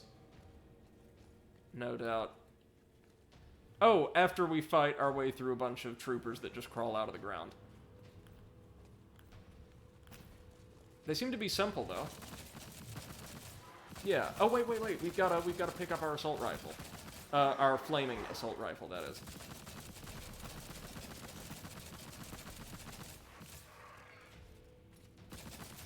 So that marked the first time in this entire playthrough, though, I've looked at a piece of content and said, yeah, we'll come back for this later. I can't do this. Congrats! Immortal Unchained. I actually had to think for a minute. What are you guys up to? Well, I'm playing the Everhood, and I was thinking of maybe checking out what's the price on Blue Fire. That's one 3D platformer that came out recently that is supposed to drag some inspiration from the Wind Waker. Oh, nice. Very nice. How far in Everhood are you? Just fighting Zig because I made him spill his drink. Oh yeah, that's a really right intense track. Whoa! Okay, so we cannot set foot in the water or, like, the sentient plant life will just kill us. Okay, that's an environmental hazard. Fair dues. And Potato, what are you up to? Just playing some Elite Dangerous while waiting for paint to dry. You mean waiting for this game to be completed? Oh no, I was painting my aqua. Oh, literal paint to dry. Okay. Yeah, literal paint to dry. Gotcha. How have things been going in the world of Elite Dangerous? Are there, like, actual aliens in the game now? Yes. Interesting. Sort of are, but there's not really much interaction with them. You just fight them, more or less, right? Not even that. Sometimes they will, like, unless you're carrying, like, alien artifacts, they won't really mess with you. Okay. And They're just there. though in certain systems, they will sometimes just drop you out of hyperspace. and scan you and then just go away. Yeah, because I remember when I last really checked into the game, like, in depth, they had just, like, started making appearances kind of unheralded, and players were really, really excited at, like, the prospect of what that, you know, could mean. Yeah. They did find, like, an alien world where you can land and check stuff out. They're hives or something, but there's not really any content there. Okay. Apart from just, you know, driving around. Oh, is this going to be our boss? That's our boss. It's the fucking Deku Tree. Look at it! Well, here we go. I mean, look, I love the concept of a living, sentient, potentially malicious forest. Believe you me, I do. But what I'm interested to see right now is, like Queen Iska, is this going to be one of the good fights?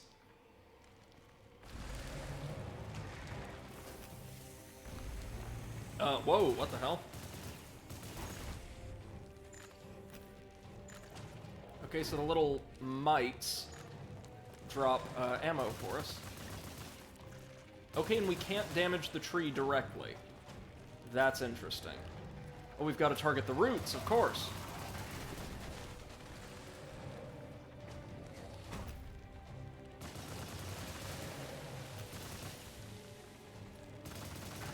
Good thing we got our flame rifle.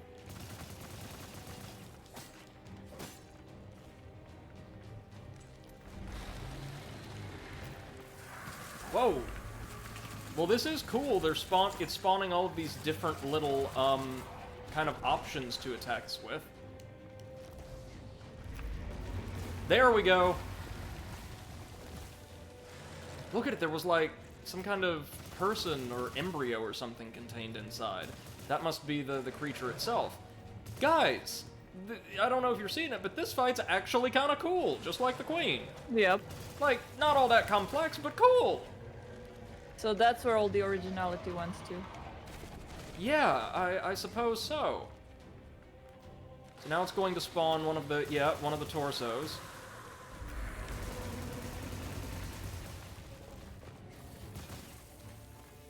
It's got a lot of health, but that's fair. That's totally fair. Little, like, insects that serve as both melee and ranged, like, support.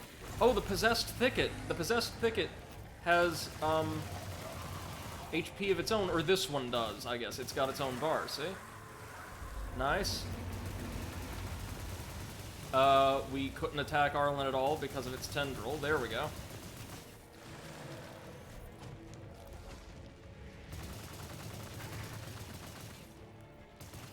That green thing could have been healing it, we don't know.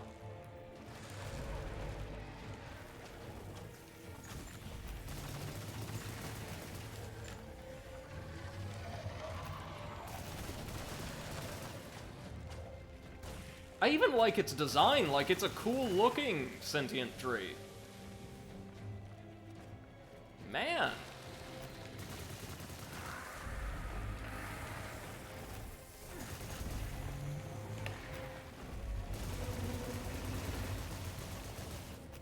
I guess it's reaching out to grab us with that tendril, and I'm hoping it never will.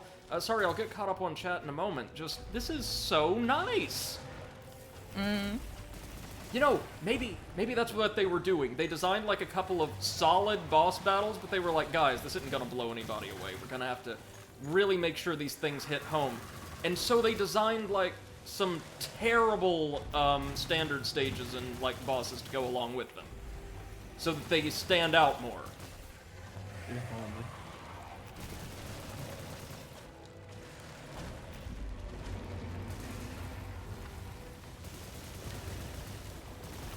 Oh, there's so much going on now, but this thing is almost dead.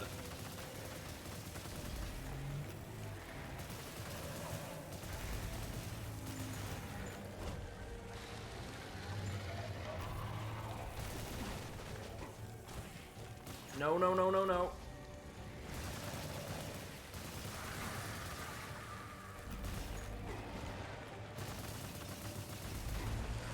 No! Oh, damn it, damn it, damn it! That was close. That was really close, though. We can get this.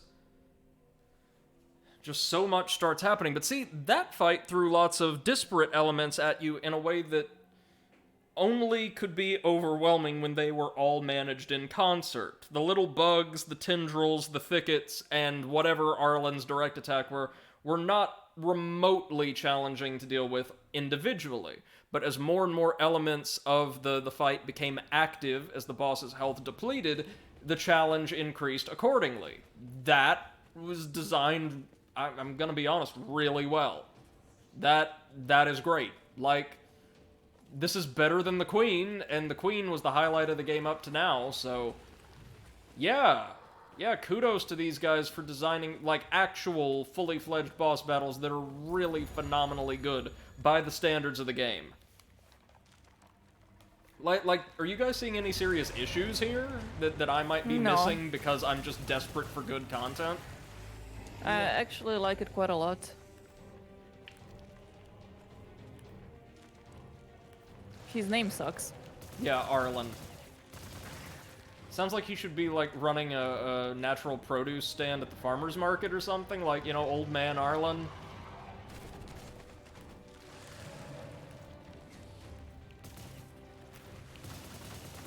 One more and then thicket should spawn. Usually on the left side. The fight even moves much slower near the beginning. That's really interesting.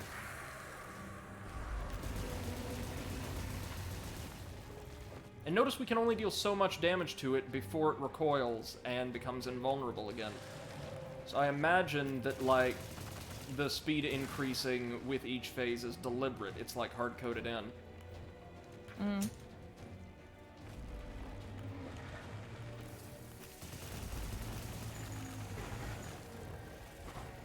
Oh god, that breath attack is gnarly. And it poisons us.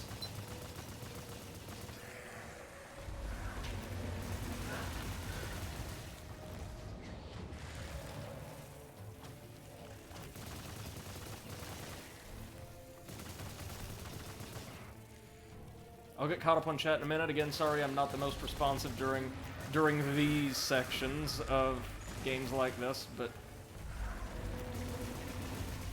I will get caught up on all your messages, and I'm excited to see what you guys have to say about this boss in just a minute.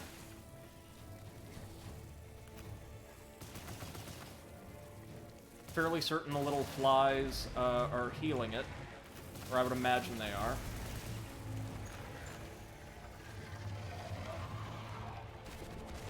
Thicket time? Thicket time.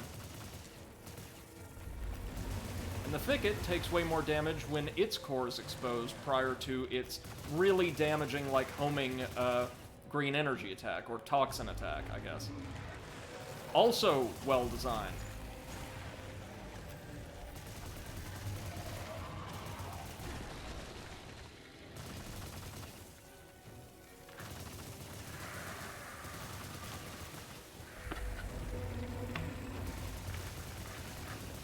Alright, Arlen, 1 or 2 more rounds, old buddy, and you are done. Oh, Lord.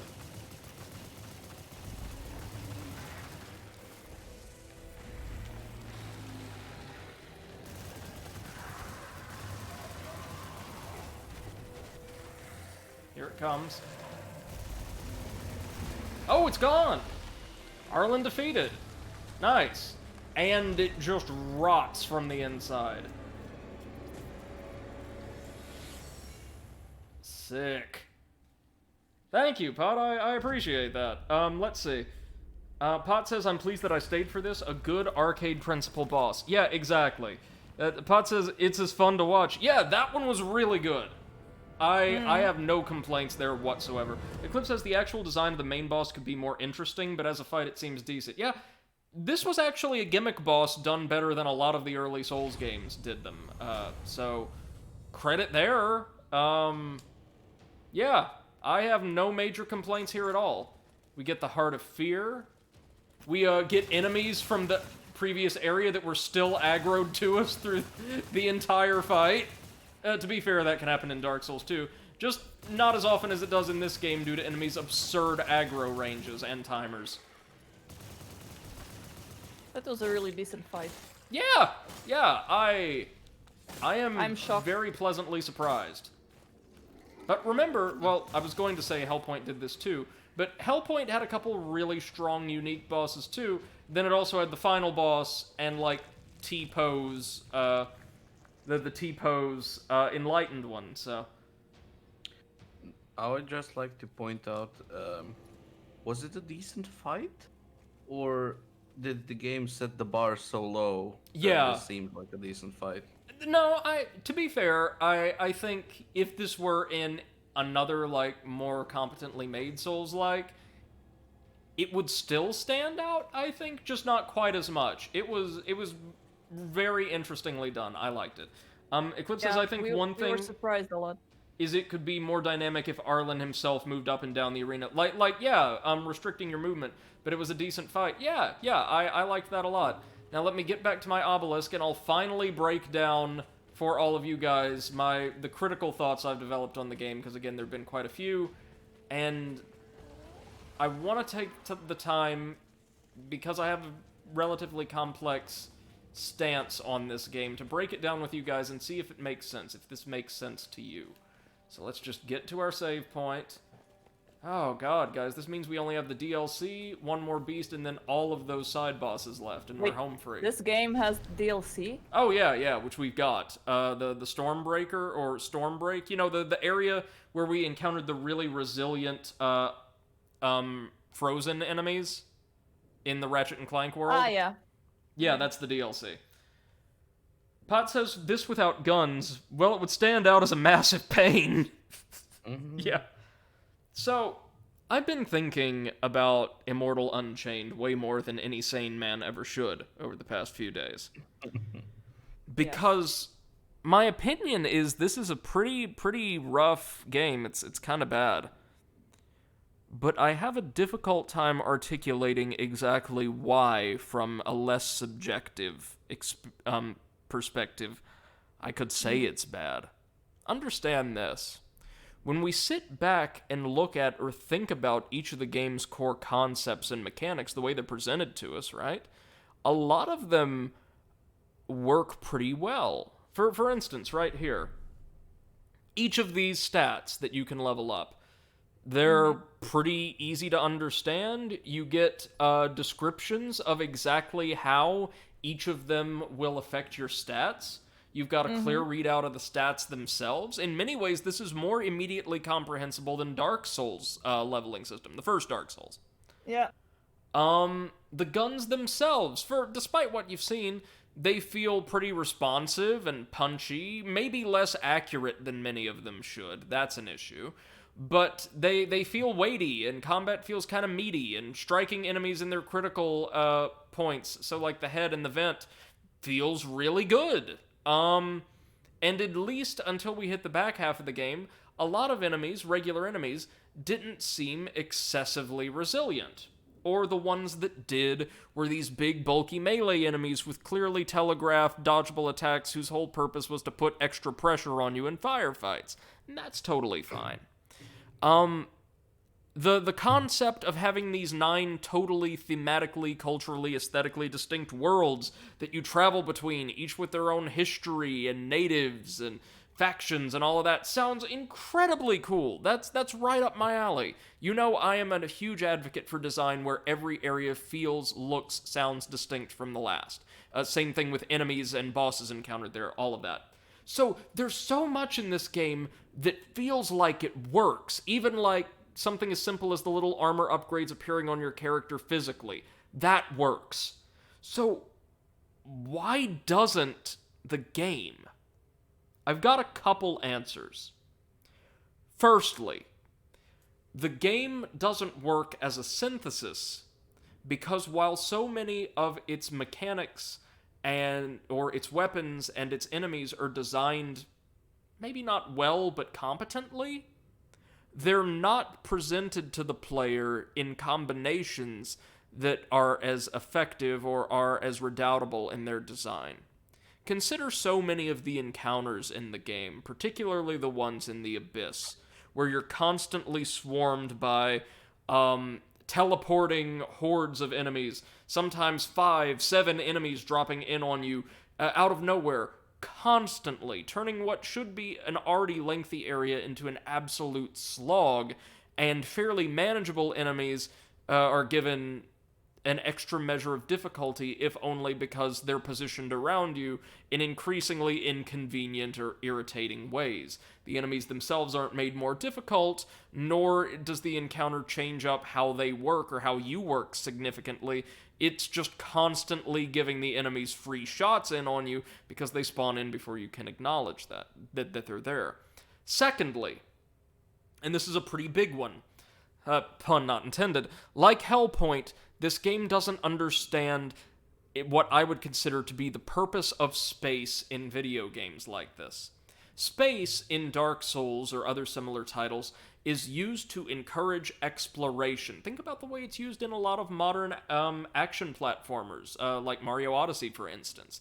You go to a different place, you go to a different space within an area to see what could be over there, because the game has conditioned you in such a way that you expect rewards for exploring unique objects or areas on the horizon, going places you've never been before, or trying to squeeze your way into little nooks and crannies in the level's architecture that otherwise would be kind of mundane.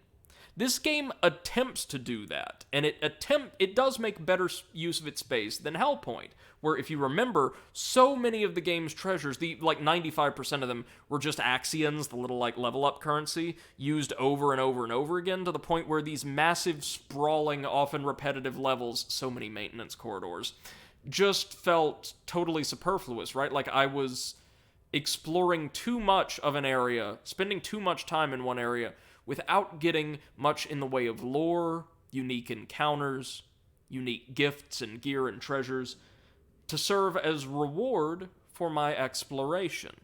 It felt pointless, and like the game embraced scope over spectacle, scope over quality, really. And this game does that to a lesser extent.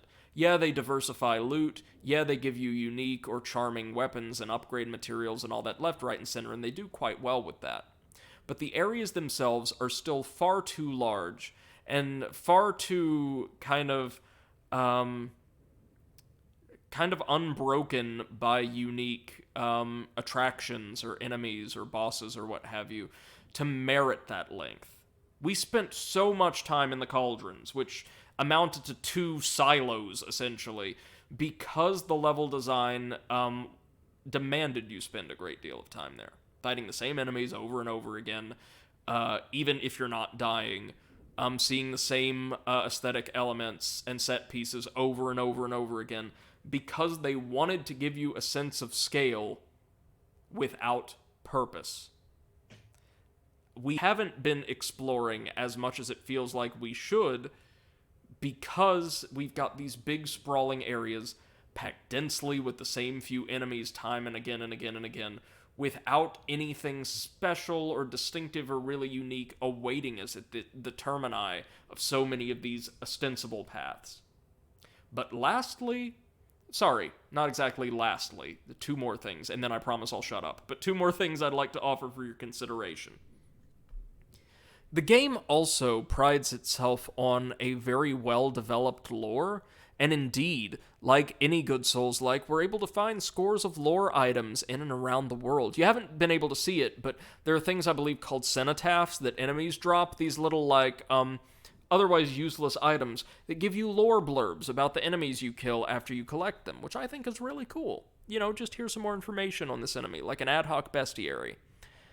But the idols and the shards and the cenotaphs all allude to this great mythos where each of these planets has 1 or more native species, and these species have their own culture and their own aesthetics and their own weapons. All of this is alluded to in the descriptions for the weapons themselves, and they've got their own look. But the overwhelming majority of the enemies we fight, all of them, essentially, except like Arlen and the Queen herself, are just Queen Iska's undead. These killed, cybernetically modified, and reanimated puppets created from, chimeric mixes of these different species. Sorry about that if you're hearing the old glucose alarm. I'm almost done, and then I'll go calibrate it if you'll give me just a minute. And the issue there, the issue with the undead as our only enemies is, yeah, like in Bigor, we saw the Imperials, the Crom, that ostensibly were the natives, but we saw a version of them that had been killed and mushed together to create, like, these flame elemental bombardiers, which look virtually indistinguishable from the humans that served as the toxic bombardiers in Viridian. And that's kind of the problem. I know they couldn't design, like, 8 different sets of assets for, like, basic foot soldiers and all of that. Fine. But you make fighting these different species feel like such an event in the lore, but in reality, it's the same set of enemies recycled over and over again with the same green highlights and the same black undead cybernetic technology. And hell, the first boss, I didn't even notice those linebacker musketeers on Viridian. Those were just the first boss, copy and pasted over and over and over again. I didn't even notice. The game does so little to make the lore, to make the world feel half as alive, half as diverse, half as developed as they want you to understand it to be. Because they had to cut corners, or they didn't have a sizable budget, or they didn't know what to do. But my question then is, why do that? Why get me so excited about the diversity and the range of this universe you've created, and then show me virtually none of it? Just scale back the narrative, roughly in equivalence with what you can execute as a studio. And finally, and most damningly for this game, we've seen it in boss fights, we've seen it in regular encounters, the game is just imbalanced to hell and back.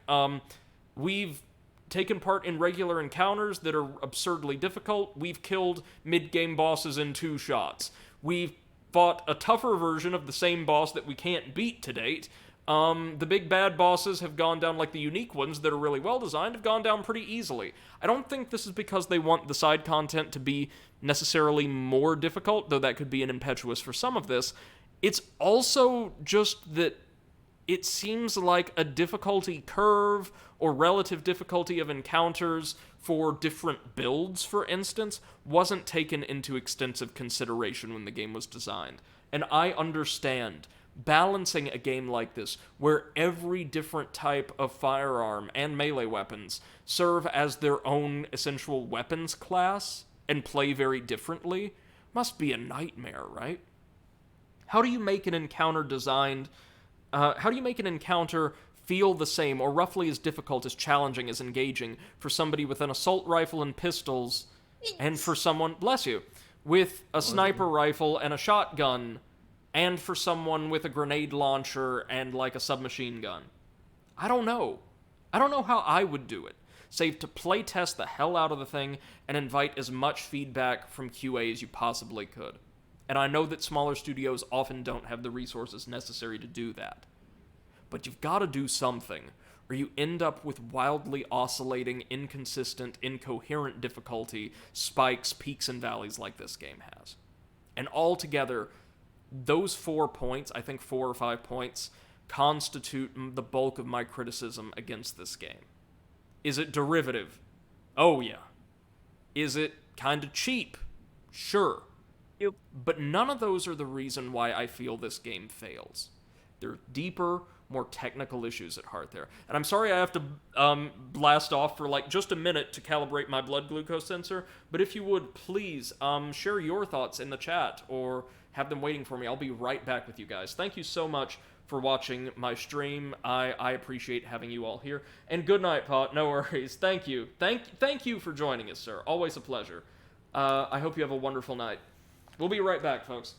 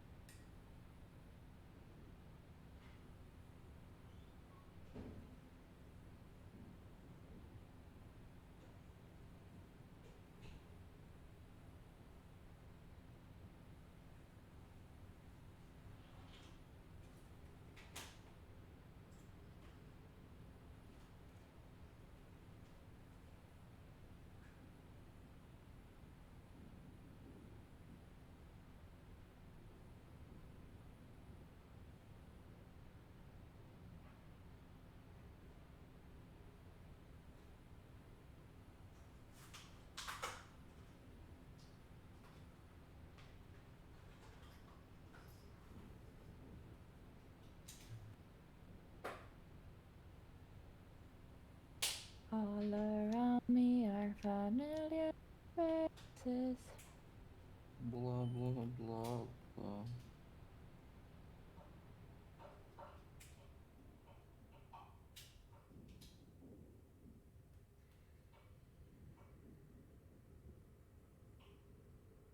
And I find it kind of funny, find it kind of sad. Dreams in which I'm dying are the best I've ever had.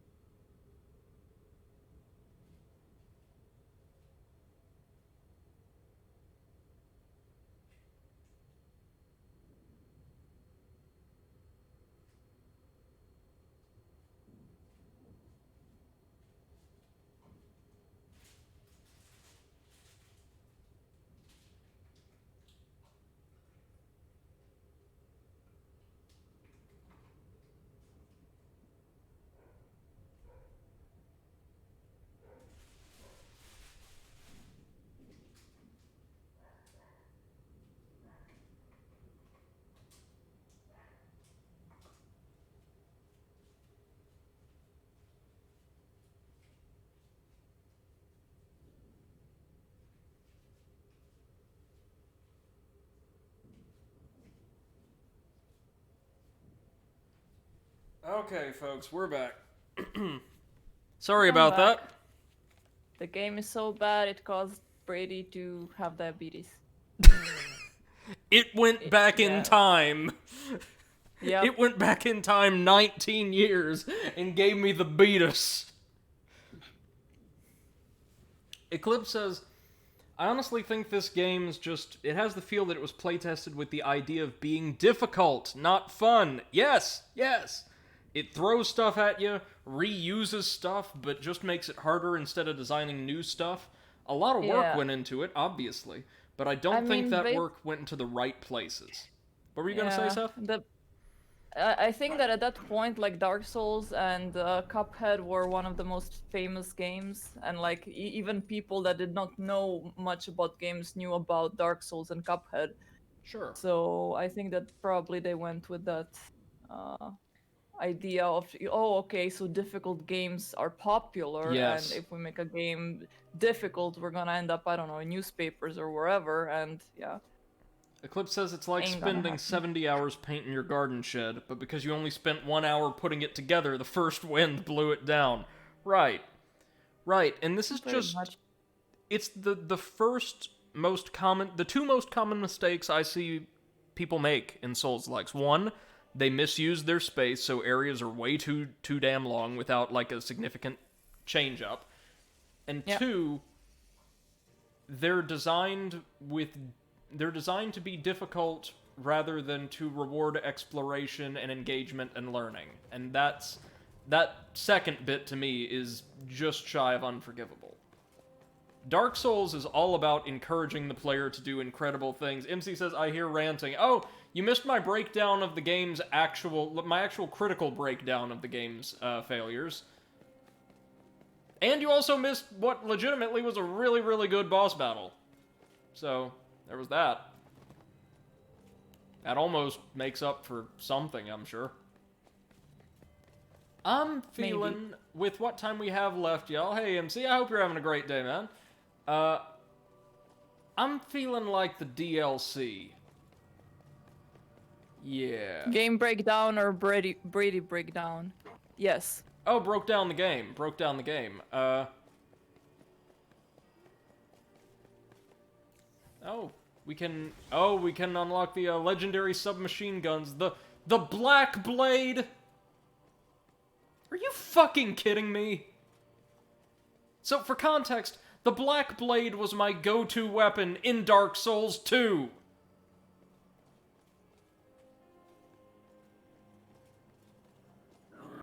And it's just a submachine gun now.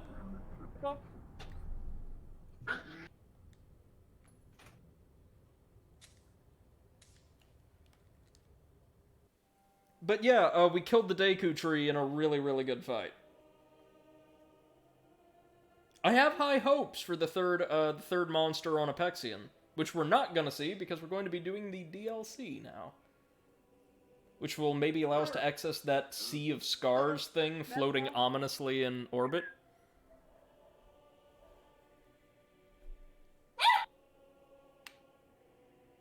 Was that Beppo?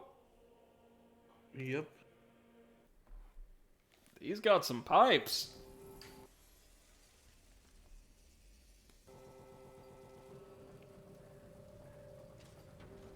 And so it's or perhaps what not so, and yet perhaps the though things be gris that so it seems your course and why you may have had the leashes something is amiss and the leashes. How are things in Elite Dangerous, Potato? Oh, I'm not playing it anymore. I'm getting ready for bed. Oh, I gotcha. Well, if there's one thing that'll help you fall asleep, it's this game. Oh. Yeah, I need to be going as well. I have a meeting early in the morning, so... Ooh, rough. Yeah. Good night, guys. Yeah. Good night, thank you so much for joining us. Thanks, guys. night. Really appreciate you. Have a good one. Bye-bye. Ah, well, at least going back through earlier areas with more powerful weapons feels about as good as it does in that game that we won't mention because this game wasn't influenced by it at all. No, no, no. Not whatsoever.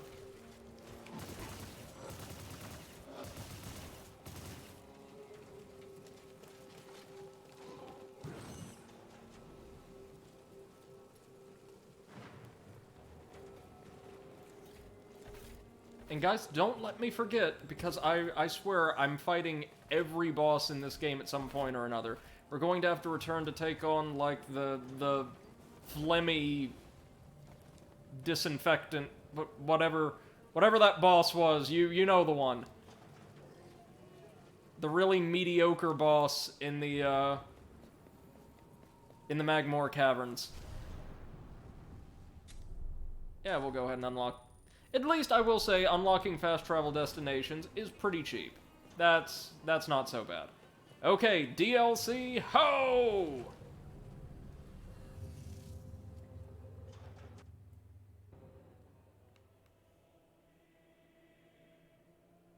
So that thing is the Sea of Scars, the giant ship over there, I think. And she says DLCA. Cliff says, want me to come help fill dead air for a bit? Yeah, man, you're always welcome. You guys are always welcome on voice. I love panel commentary. Even if you don't know the game, like, you're welcome to join in.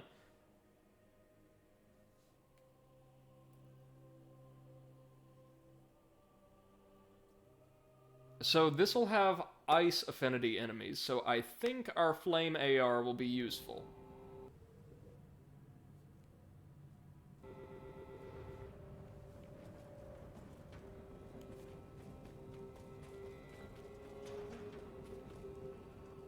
Hello. Hey, Eclipse, welcome to the stream. Let me make sure your audio level is perfectly even. Well, Wow, potato. because for some reason, like on my stream VODs, Discord guests tend to be really quiet. Oh gosh, I had that issue. There we go. So welcome Eclipse Sight to the stream, ladies and gents. Potato says, even if you don't know the game, you probably know at least one it ripped off. Well, I mean, yeah, right now we're clearly in Resistance, Fall of Man. Hey, I managed to make a parallel to Spiral, so they're clearly ripping off something. They're always ripping something off. Even the best Mario parts of the game 2006. were in better games. And yet, they seem pretty resilient, but these do look like ice-type enemies. Hence the giant crystals of ice growing out of their skulls. As he says, next stage is Spyro the Dolphin. Oh, yeah. Oh wait, there was a thing Seth wanted to say. Did she end up saying it? Yeah, no, I think she did. This gave me better skateboards. Oh, no, right. You know what? This one actually might. Like, screw it. Anything would be better than this. Yeah. I don't know, like, it looks... It looks like it...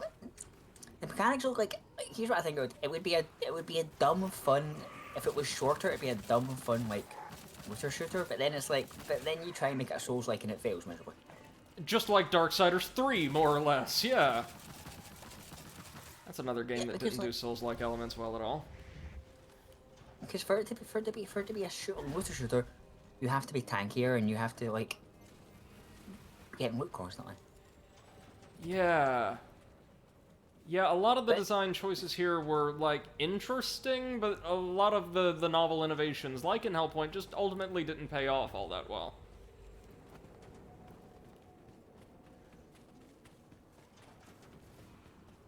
Mm-hmm.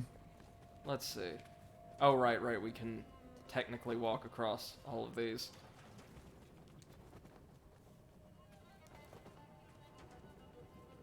The issue I'm having with the DLC area, though, is it looks like there's nowhere near as much loot. Which, for a challenge area, that's not what you'd expect. Here's where all your loot is. Yeah. Like, what was it? The Dark Souls 2's DLCs effectively just served as massive treasure boxes. Yeah. It's like, I want to use a weapon. Oh wait, it's in a DLC. Not just that, but, like, those DLCs started dropping items, like, on the floor for you to find beyond a certain point. Yeah. Because I do a thing where I go through Dark Souls 2, because I think that's the one with the most weapon variety. Absolutely. And I pick a character from, like, a game, and I'm like, if I, like, for example, if I was picking Spyro, I would say, okay, so I'm going to have a strength-based elemental build with fire, ice, lightning. Mm-hmm. And his last element is earth. Which I'm trying to think if Dark Souls 2 is anything. Oh, God. Technically the stone weapons, I guess? Yeah, so I'll probably use one of them, but another one is I'm using Cinder from the same game, and she has shadow, poison, fear, and wind. So I'm using a dark infused twin blade that splits into two dual wielding poisoned short swords. Oh, nice. What's the twin blade again? I'm not too familiar with the specific twin blade you're talking about. Well, I think it would just be the standard twin blade, which is the one you find in the Lost Bastille. I gotcha. For now. MC says, iterating upon a concept requires mastery of the concept, not to collapse. I mean, yeah, or at the very least an understanding of what the intent was. Lots of people, again, just misunderstand Dark Souls to be games based entirely around difficulty. When Yeah, like, difficulty serves a purpose, and it's not, in fact, what they were going for. The devs have said that many times, like, no, we didn't try to make a brutally difficult game. We wanted to make a game where doing anything felt good and powerful.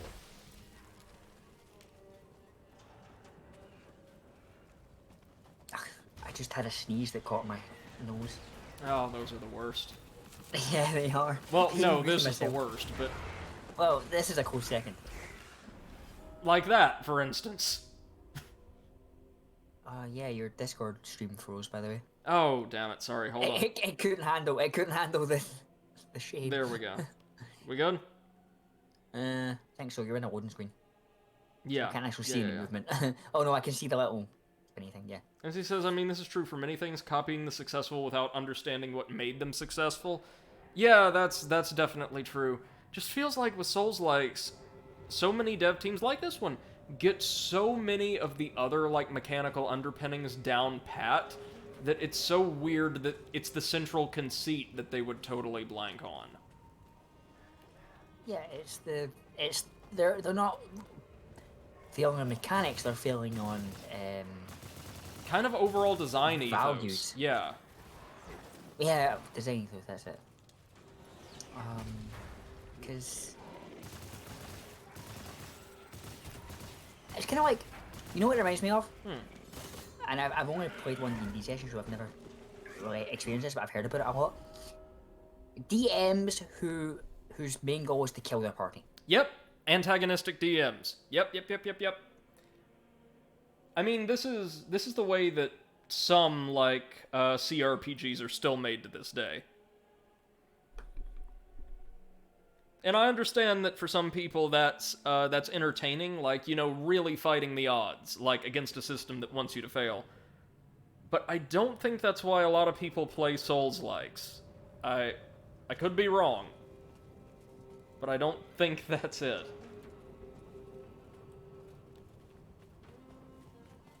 Well,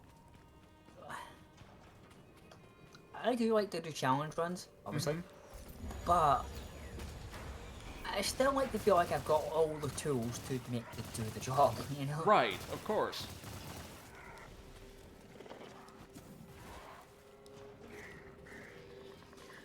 No, I'm trying to think of a good analogy. Because I already made the analogy that it's like, with your thing about the loot being terrible. Or Right. like, exploration, it's like, yeah, imagine if you walked past the Hydra and found a lost soul. Yeah, no, exactly. Like, the reward has to be concomitant with the risk, I would think. Otherwise, it feels unfulfilling. Oh, these are rapiers, by the way. That's what the game calls them. They're broadswords. I know, they're... Maybe sabers because of the way the handle is. With the width of the blade, if they had just a slight curve to them, they'd be cutlasses, right? Or are they a bit long? They're a little long, I think. Yeah, I think they're a bit long. I can't quite remember exactly what the difference between a cutlass and a saber is. I mean, to be fair, they look like machetes that somebody stuck a cup hilt on. Yeah. MC says Dark Souls is difficulty through mastering tools, where many copies do difficulty through limited options. Yeah. Like, Dark Souls gives you all the tools you need. A lot of these are based more or less on variations on, like, deprivation. Okay, big open area. Where's the ambush? I know this game too well. You're like, oh, where's it coming? And to be fair, when we say it has to, the reward has to meet the difficulty, minor trolling is sometimes amusing. Sure, of course. Like the troll when getting Scorpioness and Najka to hit the branch only got you a flame butterfly. Right. But even that had uses. I mean, highly situational ones, but still. Yeah, it had uses. Just like. Like, in a game like this, though, a lot of Souls-likes, if you manage to get her to sever that branch, like, a live grenade would fall out and instantly kill you in, like, a massive AoE attack. Yeah. I think it's just like... Because how dare you try to experiment with our game? Jesus Christ, they're still coming! Yeah, and that's the thing, like... Because... And you said it yourself, because they made it a slog, every death feels insane. Punishing, yeah, not... Yeah, like, whereas Dark Souls was like, oh, I died, let's try that again. Right. It feels almost encouraging at times, because it's like, okay, I saw what I did wrong there, it's like maybe 90 seconds to the boss room, let's try again. And also, death usually isn't instant upon making mistakes. In a lot of these games, it usually is. Yeah. Or, like... Go ahead. I don't know, like, I feel like Dark Souls kind of treats death like... I don't know, it just feels like sometimes it's like... It's kind of... You're kind of going along with you, it's like... Yeah. yes, you do something stupid, you sit there laughing, and you're like, right, well, let's try again. It doesn't feel like a failure state. No. But in a lot of these knockoffs, and yeah, like a lot of Souls-likes are not knockoffs. The vast majority aren't. This is a knockoff. This is soulless enough to qualify for knockoff status. They deliberately designed death to feel like a failure state, like you did something wrong. Dark Souls deliberately averts that. Yeah, it's like, oh, well. MC says, Hand of Fate 2 is a perfect representation of the idea. Weapons can facilitate the combat, but any sort of weapon will do, unless you've got a specific challenge with time. Right. Like, certain enemies are stronger or weaker to certain types of enemies, but player skill with dodging and being able to land hits and all of that can still make the difference. And Dark Souls does that really well, too. With, like, elementally resistant bosses and enemies. This game, as we saw with, like, the little green snot man on the Ark, does not. Oh my gosh, yeah. It's amazing how quickly they go down, too, when you can actually, like, hit them. And here's the thing about Dark Souls. There's so many options. You have multiple options for each playstyle. Mm-hmm. And nothing is ever so immune to your crap that it's untenable to kill them. That's right. Like I said during, I believe, Seth's I have playthrough not empty. of Dark Souls 1, there are certain fights in that game that feel as though they were designed with, like, say, a dex or a melee or a strength or a ranged playstyle in mind. Like, they're far more accessible for those. For instance, the Four Kings is just much easier for a strength build. Overwhelmingly. Yeah. Because it's such a DPS rush. But it's not impossible for other playstyles. Far from it. Those playstyles have to get more creative. Likewise, Artorias, probably much easier for most dex characters. Not impossible for, like, ranged builds, even though it'd be much harder than with any melee build, I think. Or strength builds. Because, again, like you said, you have so many tools and fun ways to combine them. Yeah, it's like, I think I went through, I've been like, okay, I can't beat it this way, let's try this way. Okay, no, this way. Okay, no, this way. Okay, back to this way. And it's like, the challenge I'm having is, in DS3, is I need to find the way that is the most efficient, because one hit kills me. So the quicker I do it, the less chance I've got to get hit. Right. And that's a fun challenge. Cause it's like, okay, so if is he weak to this? Is he weak to this? Is he weak to this? Nope. Okay. What if do I do more damage? And it's like, there's so many ways to do it that none of them feel particularly untenable. Right. Aside from a few fights. I think. And yeah, Honestly, MC's right. The huge hammer, I think, was the first pseudo meme in the history of this channel. For a guy who does not like big weapons, I adored, like, the massive warhammers in Hand of Fate because they were surprisingly quick. Yeah. But for an illustration of what I meant regarding, like, the failure to sufficiently integrate lore and, like, gameplay, these are supposed to be totally different creatures than the ones we fought on Bigor. Despite, like, those guys with the mortars, god damn, looking exactly the same. Yeah, like. And again, we can see the slog aspect of the design coming in here again, because ostensibly, if I want to carry on, I've either got to fight through the office building, which I might do, or, like, just slug my way through, what, probably just over a dozen of those little melee troops? Yeah, and you know the Dark Souls game that had the slog thing the worst? Dark Souls 2. But, Really? But, in some areas. Not in every area, just in some areas. Like Iron Keep. Yes, Iron Keep in Scholar of the First Sin is probably about as bad as that ever got. Yeah, again, but it got away with it. It did get away with it because of the death mechanic. The permanent death mechanic. Any other Souls game would have been lambasted for that. Indeed. Because that was way too much. And they were fairly tanky enemies too. And very fast. Yes. Very fast. I I want to say the Elan Knights are maybe the fastest, like, decently armored Knight-type enemies in the entire game outside of the Drakeblood Knights, who are, like, post-endgame enemies. Yeah, they're post-endgame. They're annoying. But there's only, like, 3 of them, so 4, maybe. There's about 7. Oh, But they're really? only in one specific... Yeah, there's quite a few. There's only in, like, one specific area. That's true. And you can run right by all of them if you want to. Can't do that with the Elan Knights, no, sir. No, because you'll just get sniped or whatever. Or yeah, the bridge isn't down yet. Yeah, MC but you're is- right. You're right, MC. If Dark you get bored, Souls- you can just do a... Yeah, Boss implements death in 2 ways I can think of quickly. No load, and you can run through everything if you're good enough. This game has neither. Right! Again, this feels like somebody looked at Dark Souls and said, yeah, I want to do that, without understanding what Dark Souls wanted to do.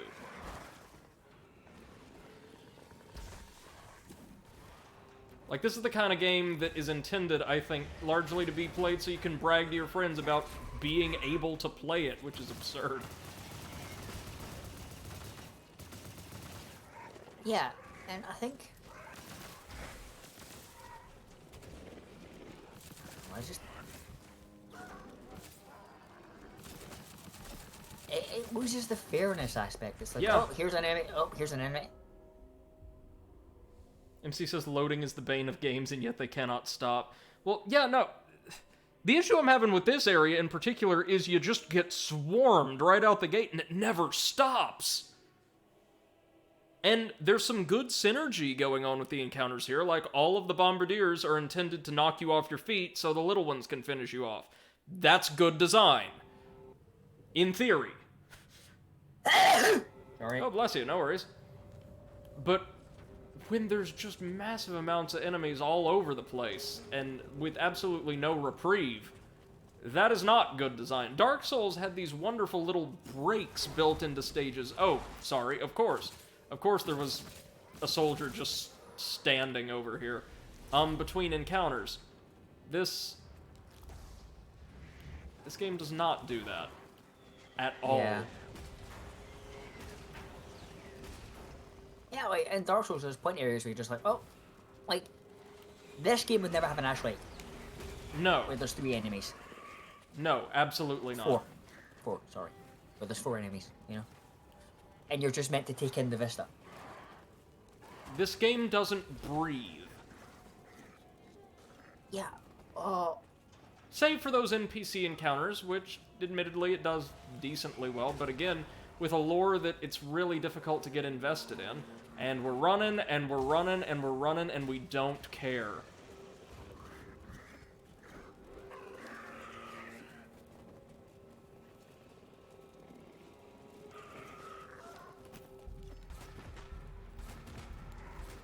Yeah. Yeah, have a little gun magic, boys. And that's how you survive the zombie apocalypse. If it was really shitty. MC says, here's the idea. Loading is a penalty on death. Yeah, sure, why not? Checkpoint? Oh, it couldn't possibly be. You can't put a checkpoint here, that's not hardcore enough. Yeah, we have to do everything in one sitting. What are you talking about? Welcome to... this is the Sea of Scars? No, it's Okay, not. where's the sea and where's the scars? No, so look, we're on Apexian, right over here on the left. The Sea of Yep. Scars is, I think, the giant ship in orbit. But look at the upper left.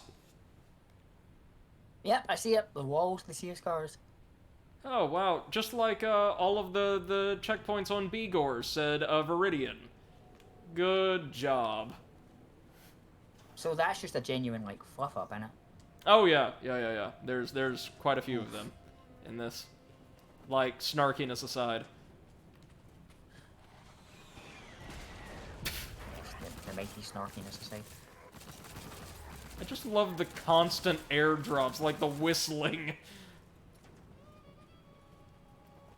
Now can we actually explore a little bit up here? Yes, please. And again, this whole area, there's like 3 enemies, I want to say. The riflemen, the bombardiers, and the melee troops. Who just dogpile you en masse the second you load in or travel anywhere.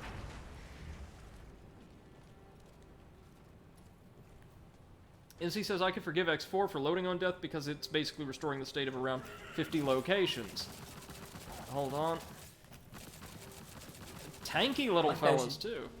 1,000 stations, 10k ships at least. Woo. But being able to jump from anywhere on the map to anywhere almost instantaneously is jaw-dropping. Right. Oh, I would love to be able to do that here. Yeah, just ignore all this bullshit and go straight to the boss. Yeah. Go straight to the end. Never mind. Yeah, onto that, the mysterious 10th realm, which is where the game actually ends. You know what a really light-hearted thing it reminds me of? Playing Pokemon in a Zubat cave. Yes! Zubat. Oh my god, that's Look at a perfect. Zubat. Like they're just airdropping Zubats on us. Oh, these guys are new. Oh, no, wait, it's just the linebackers, but like with an energy shield this time. And they take, no damage. You can't trick me, first boss. Wait, its core is behind the shield. Of course it is. It's not on its back as usual. Oof. And again, this thing was just the first boss in the game. Like, not tedious enough? We can fix that. Yeah. Oh yeah, it was. It was the big giant Gundyr died, wasn't it? Yeah. Yep. I think The, that's another boss. the Huskarl. The names escape me. Oh, yeah, me too. I just remember I just that remember one. there was a really early boss that looked like Gundyr. Yeah. No. That was the guy with the halberd, right? That Yeah, also yeah. got reused as a regular enemy. No worries. Oh. All your favorites are here. As much as we rip on Demon Dark Souls 1 for doing it in the Demon Ruins, at least they only did it with, like, what, 3 enemies? Yeah, and the devs acknowledged that was a bad move. Yeah, they're like, yeah, that was dumb. Well, no, we were, like, under time pressure, so there was nothing else we could do. Yeah. Huh. And notice this one's unique in that it takes, like, no damage anywhere other than the core. So you know what? Screw it. Goodbye. Goodbye, can't be bothered. I'm actually quite a fan of, like, enemies coming back and you're like, wow, I can now kill this thing so easily. Sure. Like, this was the boss? Really? But it has to be done well, and I don't think even Dark Souls 1 did it well. No. And plenty of Souls-likes don't do it quite that well either, because they tend to reuse bosses from mid or late game with diminished effect. Usually, the way it's done, and Dark Souls 1 at least tried this, is you bring back a very early game boss as a regular enemy or a mini-boss later on or what have you, so the players could see, oh, look how much easier this thing that, like, taught me so many of the mechanics is now. Yeah. MC says Dark Souls for me is like Tomb Raider 3. Oh. Interesting. Wait, we're just back here? We're just back at the office building? What? Okay, we had to have missed something. Okay, there's that area with the ladder going down. Maybe we can find a way over there somehow. Yeah, okay. I'm just getting reminded of, like, do you remember the time when Exit was running through Hade's Tower? Yeah. And, like, 50 things were following him. That's gonna be the remainder of this playthrough. Yeah. I've given up. But, like, Hade's Tower that was funny. But, like, this is just sad. This is just depressing. Immortal Unchained, it's just depressing. Yeah. MC says a selection of weapons, a map that's intricate and interconnects but can't turn back. Right. And for me, personally, I understand... Well, actually, I kind of don't understand why the interconnected world was such a big, like, positive of Dark Souls 1 to so many people. I understand liking it well enough, but for some people that just seemed to, like, make the game, right? But I actually prefer the less interconnected worlds of, like, Dark Souls 2 and 3, because that felt like it gave the designers more time to focus on making each area feel really distinct and, like, proper on its own, if that makes any sense. Wait. Maybe we run through here, past the first boss. Yes. Okay, thank you. Goodbye, first boss. I think they did it decently in Dark Souls 1. I don't think they could have pulled it off in the other games. I think the variety they tried to go for wouldn't have worked with the interconnected world. Yeah, no, exactly. Like, those games work better without an interconnected world, and I would argue a lot of games in that style do. It's admirable that this game tries to connect its areas with portals and the like, but it doesn't feel necessary. Oh god, please tell me I don't have to kill that thing first. Nope, I don't. Goodbye. No, ladders. Goodbye. Now you're playing with contempt. The curtain wall has stood for millennia, rebuffing all attempts at invading Apexian. Foes of the Prime have thrown themselves against their battlements without ever breaching the outpost. Oh, really? Well, we've made it... Couldn't just wander up the ladder. Oh, it is an actual Sea of Scars. Welcome to the battlefield, soldier. What is that? The sea is an illusion. It's like a hologram. Huh. And these soldiers can also create illusions. Okay, they're pretty cool. Yeah, I don't mind that. That's pretty good.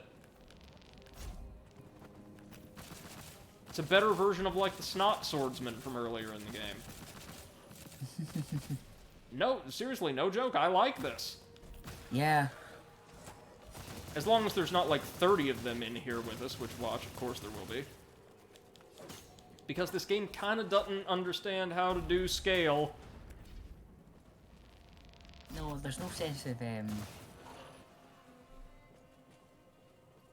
MC says, you often have to choose between a hard path rewards or easy paths with nothing. Tomb Raider 3 and 4 did both.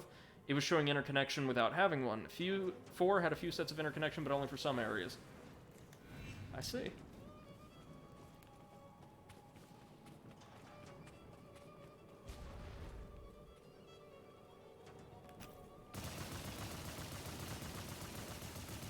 I do appreciate as well that, like, the duplicates go down in a single shot.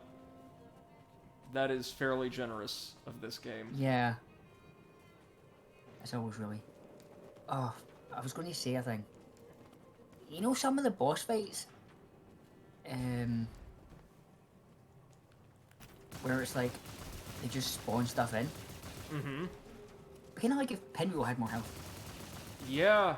Yeah, which is something that plenty of Dark Souls 1 mods have done, of course. I imagine that was terrible. Pinwheel with more health, it's not much different, really. Like, meh. Which is a shame, because the Pinwheel is one of my favorite boss concepts in the entire game. Yeah, I just think if you stand a bit, because if you go in like level 1, it can be fairly challenging because you're not one-shotting him. Right. And his clones do have a moment to overwhelm you. But yeah, by the time you get down there, if you've done the catacombs. My working thesis is that because that whole area, which I loved for the record, always felt a little strange to me, is that the catacombs were, at least at some point in development, intended to be an early or mid-game area, and a lot of the encounters, including the boss, were just kind of left as they were designed that way, like to be explored right off Firelink Shrine maybe when you arrive, and then maybe later you go back for Nito. And so Pinwheel's stats just kind of got forgotten. Yeah. When it was originally intended to be like one of the first 3 or 4 bosses in the game. MC says, basically Tomb Raider did interconnected sections better. To be fair, I think, if we're talking about this game specifically, anything would do interconnected sections better. My exams have done interconnected sections better. Again, I like the idea of, like, the entire sea being an illusion. That's kind of cool. Again, this game, at least conceptually, has some interesting things going on. It's just that, in practice, a lot of that falls apart. Gotta detonate these. What look like massive naval mines? Yeah. They really do. Oh. Yes, he says pinwheel more like failed wheel. He tried. Yeah. He did something. Drop some of the best armor in the game. True. And one of the most useless armor items in the game, depending on your luck. Yeah. What is it? You want the mask of the father or the child? The mother does nothing of import. Does that sound right? Okay, so the father, I think, gives more. I'm gonna get. I think the father gives more. One of them gives more regen. One of them gives stamina regen. One of them gives more carry weight, and then one of them is useless. Father gives you carry weight. The child gives you stamina regen. Okay, and the mother gives. I'm gonna check this out. More souls, maybe? Maybe I don't think so. Or elemental resistances or something. Something relatively unimpressive. Increases health by 10%. Oh god, yeah, that's nothing. Which is a bigger boost, not A-frame. Yeah, okay, what do we have? A force has split the sea, creating a path towards Stormbreak. The cause looms in the distance. Okay, so now we're just... You really gonna rip off Moses like that?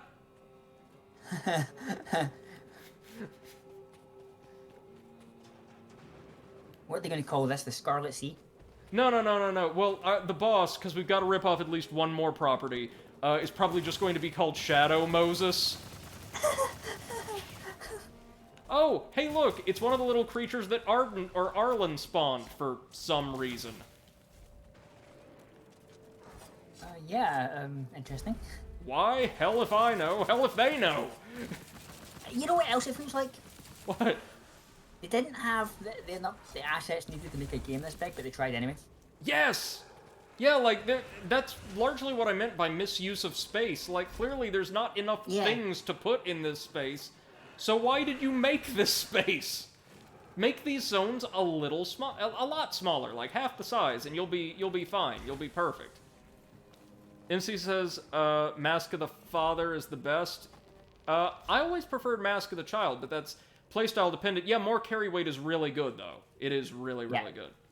Mask of the Father was good for heavy builds, and Child was good for small builds. Yep.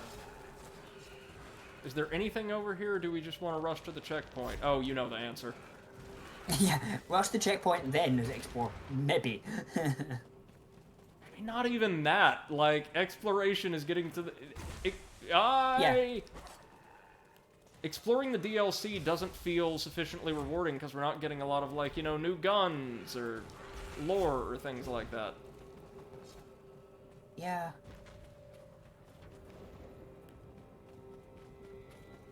Okay. We made it. Thank God we made it halfway to the friggin' ship. Oof.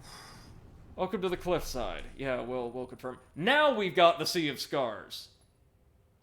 And apparently the earlier checkpoint is categorized here? What? So, until we hit this one... No, maybe we couldn't travel to it. Maybe we could, maybe we couldn't. I don't know. MC says Mask of the Father is what I use to fake my dex build. I gotcha. I, for some reason, always get the child, and it's... I want to say it's a really significant stamina regen boost. Hold on, my leg fell asleep. I'm letting it wake up. Your leg's like, I can't take it anymore, man. I can't take it anymore. Doing you a favor. Please, just get the fuck up and walk away. It's so bad. It's so bad. That's the... Way, yes, sir. I am ready for that material tip. Okay, you ready? Yeah. I forget its name, but there's one and only one spell that does anything against him. And it's like the Mercury Mist. Like this toxic cloud of silver. Ah. Do you know what I'm talking about? No, but I'm sure I'll figure it out. Because I tried toxic, but he wasn't toxic. No, well, it's not toxic, the status element, but that's essentially what it is. It's like a cloud of fulminated mercury or something. And it is extremely effective against Midir because the clouds it creates occupy a wide area, remain for some time, and you ready for the kicker? It's totally innocuous in most use cases, but it totally ignores all defense and deals damage based on a percentage of the enemy's health. Oh my gosh, for Midir, that'd be insane. So you take what would be like a 2-hour fight and you carve it down to about 2.5 minutes. And as a reward, I don't know how your build could use it, but you do get the opportunity to create probably for me at least, the best weapon in the entire series. Oh, because I'm using primarily small weapons now, Midir aside, I'm going to be jumping to a dex build. Right on. Or dex/quality build. Sounds good, sounds good. What do we need for this? We need more... Oh, insight. Well, that's not happening. Maybe some more stamina, because we really do need it just to get through this. Both in real life and in game. Like, we just need more stamina to make it through this. Mm-hmm. Scattered artifacts from ancient times. Were they thrown into the sea as offering and pushed into these recesses? Or did the cliffs only later become s'mores? Now we're ripping off Bloodborne. Gotcha. Carry on, Eclipse. What were you going to say? I might, like... hold on. Okay, I'll DMC this thing in a sec. I might just, like, dump a bit more into dex. Because I've been trying to keep my level down, and then I'm like, why? What's keeping my level down actually doing for me? You know? Right. I'm at 110 right now. But it's like, as long as I'm not leveling health, who cares if I've got high stats and other things? It's not actually breaking the challenge. No, yeah, right now we just need to see the challenge through, right? Yeah. Ooh. And it's like, it's either go and do the Rosaria thing, or just level up a stat that I'm going to be using without it helping any other stat anyway, you know? Right. Yeah, hold on. We're almost to the bottom, thanks to me just ducking and dodging, and that's a cool looking enemy, but can't really do anything with it. It's nice that you can climb up the little coral shelves there. I like that. Don't have time to appreciate it, because I don't appreciate this game, or what it's done to me. Yeah, no, this game has done things. Is this just going to put me right back at the checkpoint? God above. Or no, that might be a new checkpoint. Hold on.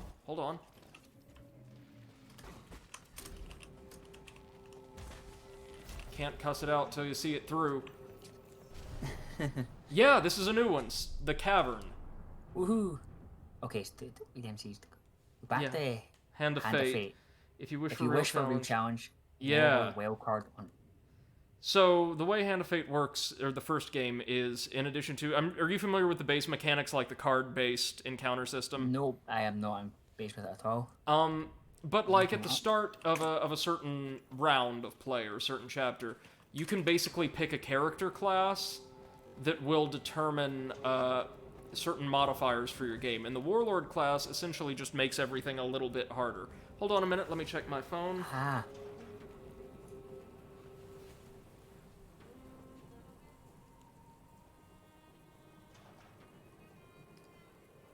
that does sound interesting.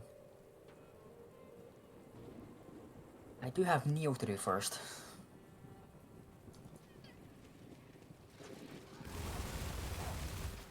Oh, being killed. Oh well. Oh, yeah, nothing to see here. Oh, it's more of those dual wielders Ooh. from the Abyss. Like everything else. This game's from the Abyss. Dark Souls had a much better Abyss. Yeah.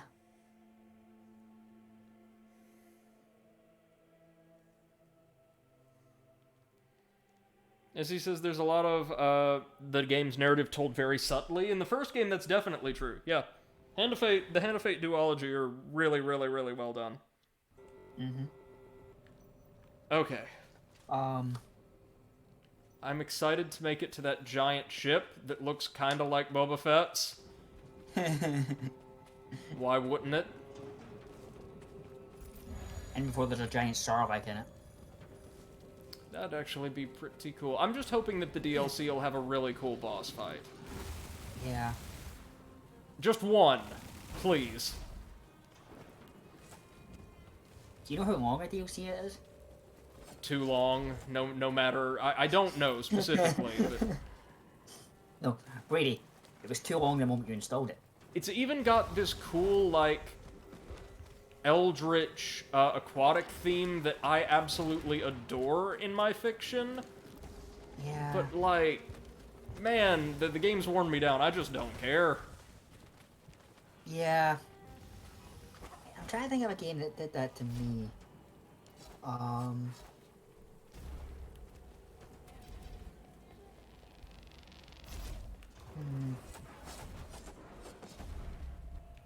I'm sure one will come to me. Actually, I'm going to look through my Steam library just to see.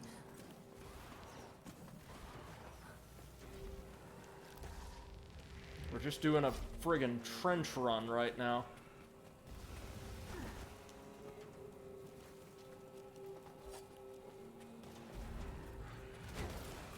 Oh yeah, I know what game did that to me. Have you ever played the Tales series? Yeah. Okay. Tales of Xillia 1 was my first introduction to it. Mm-hmm. And it was awesome. I loved it. I loved It's the a really good characters, I game. loved it. Tales of Xillia 2, I got bored halfway through. Really? Yeah. For a few reasons. One, well, the final boss of Tales of Xillia had about 120,000 health. Mm-hmm. The second boss in the second one had about 200,000. Good, yes. And I assume, like, your character stats do not transfer over. Nope. Nope. Excellent. Oh! Are we gonna be in the ship now? No, never mind. Oh. Gonna be in the ship There now? was- No. Oh. There we Please go. be in the ship. Yeah. Oh, it's just called Drowned Ship. Oh, we could turn on the lights. Hey, who turned on the lights? MC says, like discovering the main character of the first game had a wife. On the plus side, the game is not called Immortal Unchained. Yeah. Immortal Unchained. Immoral Unchained, right, sorry. Yeah, it had a mechanic that was like really busted, but what it did was it forced you to use the main character Oh, no.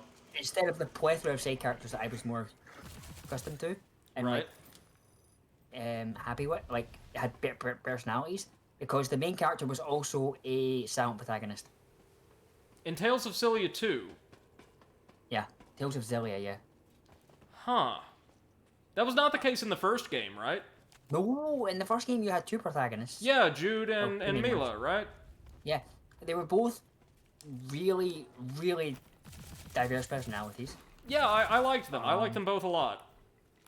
No, in Xillia 2, it's silent protagonist. Or near silent, I should say. Oh, that's a big step backwards. And you make, like, choices for him that don't really matter. But you have to use him because he's the one with the special power, which helps you do anything. Ah, yes, of course. Okay, I will say, even though it's reusing a lot of assets from the Abyss, which isn't necessarily a bad thing, this ship, nice and atmospheric. Yeah. It looks like something of Alien. Yeah, it does. Oh, And God. I'm not actually saying that. I'm not even saying it to be derivative because We've already covered that ground, right? yeah, but you know, it's like just because I think it's still a decent design in its own right. Like, Yeah, absolutely. Like, despite, I don't think the design of the ship is particularly derivative. no, it's not. This is done again fairly well.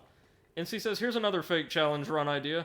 Darwinia with rocket and grenade full research. Ooh.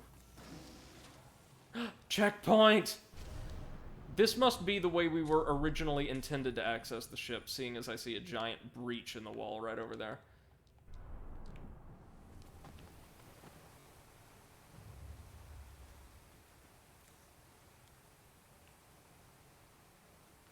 Okay, okay. Welcome, ladies and gentlemen, to the wreck, which is a specific part of the game rather than the entire thing. The pods were ready but never released. The silt from the sieve has been whirled up and covers the hull lightly. Okay. Oop. He says, Darwinia is hard to explain, but for context, full research on those two gives terrible powers to your ally AI, which will cause inescapable self-destruction. Oh my. That sounds funny but terrible.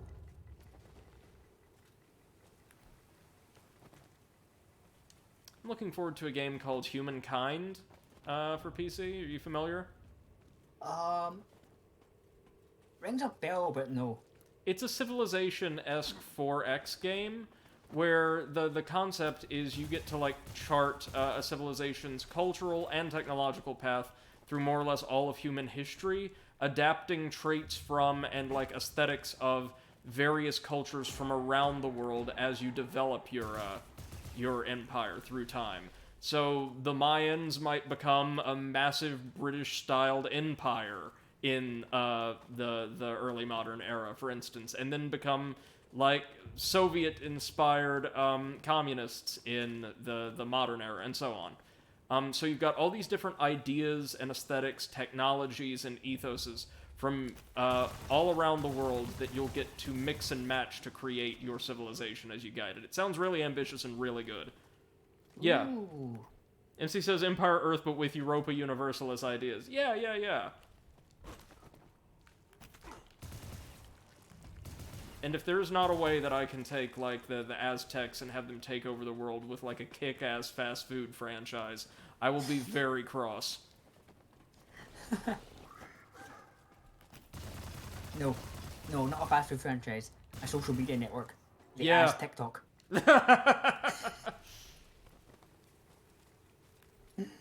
Oh my gosh.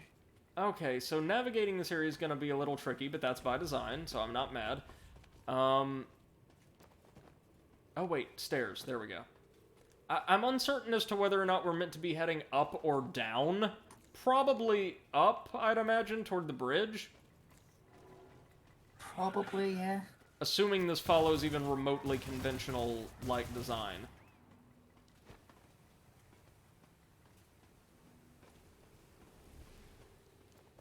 Notice that these enemies dissolve into a kind of bluish energy when defeated. Everything else was green, I want to say, in, like, the main game. NC says I'm interested in the game, but I sense a terrible failure or at least a disappointment. I don't know. I've got it pre-ordered, so I'll be sure to let you guys know what I think once I get my hands on a copy. Keep in mind, I'm not like a 4X expert. I just like playing around, obviously. Okay, well, we're turning on all the lights. That's helpful, I'm sure. It's like lighting torches, I got them. Yeah, now it's just ripping off Dark Souls 2. Or the original idea behind Dark Souls 2's torch system. Which failed miserably in the end of the game. Yeah, because Dark Souls 2 actually had the most troubled development out of any entry in the franchise by a country mile. Yeah.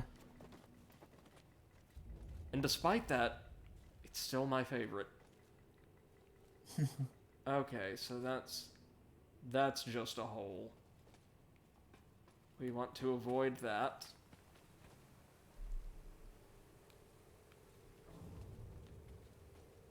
Let's think. Or let's look, rather, first.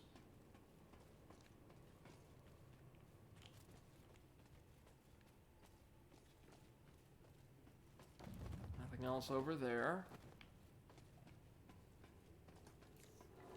Seems like these lights only remain on for a brief period of time. That would be kind of annoying. Could be wrong about that, but I think so. What about over here? Anything at all? Oh, idle. He is skulking in the halls, never to give up command of the vessel. Oh, cool, we get to fight a captain. Yay! Giant undead pirate, please, God. That might redeem this game. Partially. That may be fun. Well, I mean, again, Izzy says, actually, proper ship design would have the cockpit in the middle of the ship, because windows are stupid in space. Well, yes, but this is a giant, like, interplanetary freight liner full of dead people that have been repurposed to serve as foot soldiers, so... And also creatures like xenomorphs, so... Or no, those things look more like... Were they just called, like, the Spawn or something in, Metroid Prime 2? No, they weren't called the Spawn, they were called something else. The little basic insectoid enemies. It's been ages since I've played Metroid Prime 2, so... Never played it, but I've heard a lot about it, and I don't remember. Let's see.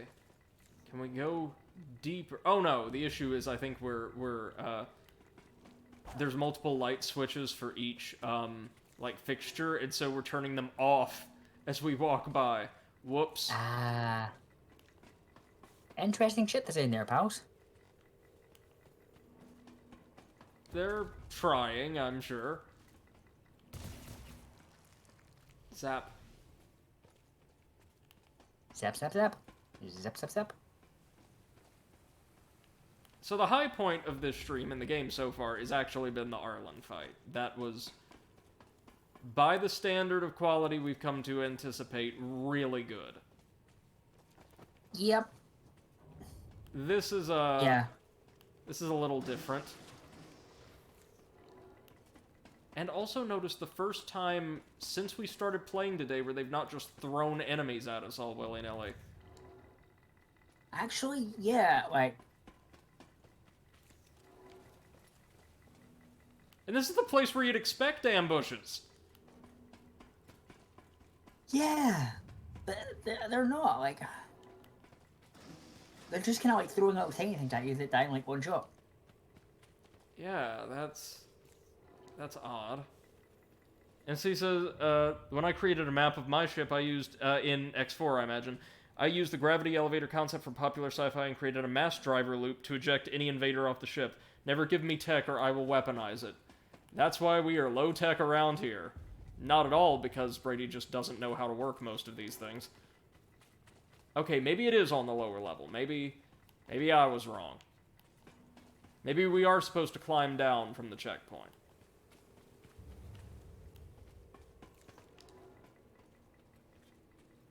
Oh no, that wasn't a hole. My bad.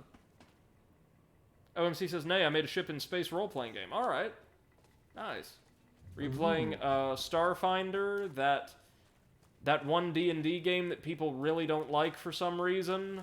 I forget its name. Spelljammer?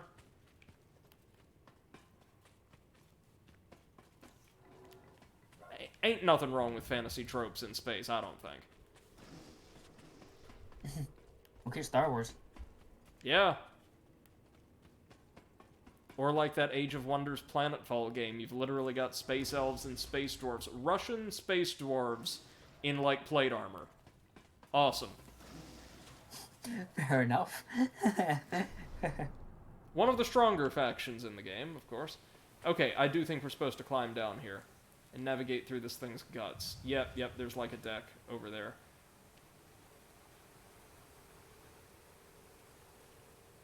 Or not? Maybe around here? Oh.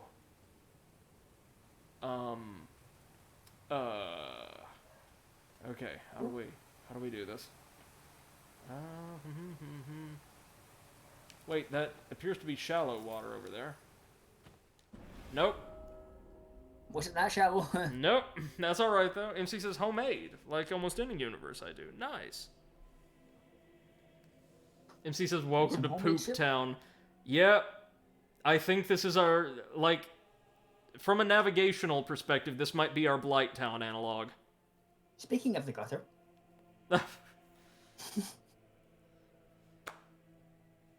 So, Eclipse, do you think any other entry in the Soulsborne franchise would be as difficult to, like, low Vite run as Dark Souls 3? Well, funnily enough, I think DS2 would actually break the challenge. Really? Yes, because every time you level a stat, you get a tiny bit of health. And that's the only one in the series where Vitality Yeah, works one. that way? Yeah, which is, but at the same point, even going really high, you don't get mega high, Right. and you could just like die until you had half health anyway. Yeah, there's workarounds, no doubt.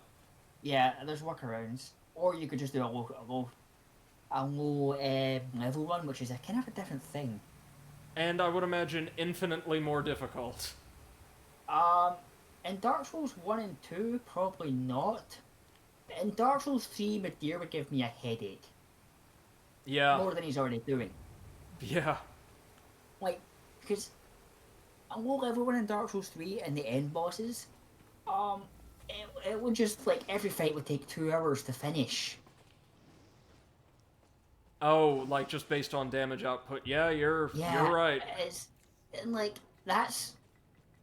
I don't find that fun. Could I do it? Potentially, if I was crazy enough. But I wouldn't find that fun at all. There's a limit to it. There's just a limit to how much I can, like... Like the challenge should come from, like, a player's expected dexterity, not a player's expected endurance. Yes. Just being able to do the same thing over and over again for, like, 20 minutes at a time. Plus.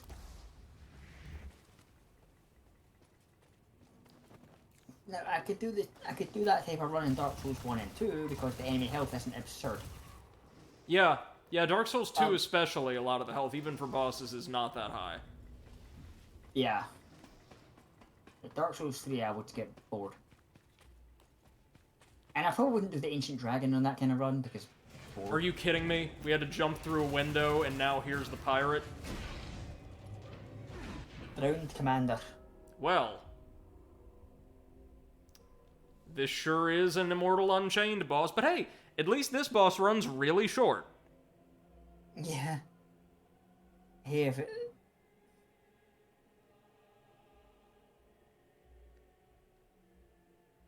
And since he's a melee-focused enemy, if it's anything like every other melee enemy we fought in the game, as soon as we learn, like, the dodge timings for, like, sliding through his weapon, and granted he doesn't have as much health as I fear he may, we might be in for an easy time. That can't be the only boss in this nightmare, right? They wouldn't be that kind to old Brady. I think a boss with... a DLC with one boss would be a very interesting DLC. Although in this game it would be a... Be a but in godsend, most yeah. games it wouldn't be. In most games it wouldn't be. Let's turn the lights on, for starters, and then... whoop, down we go.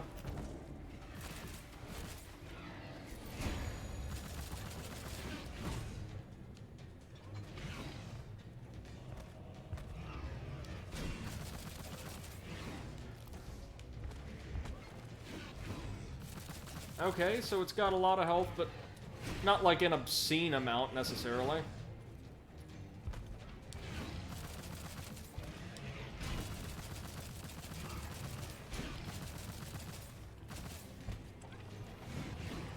Okay, this is not bad. A little tedious at worst, but not bad.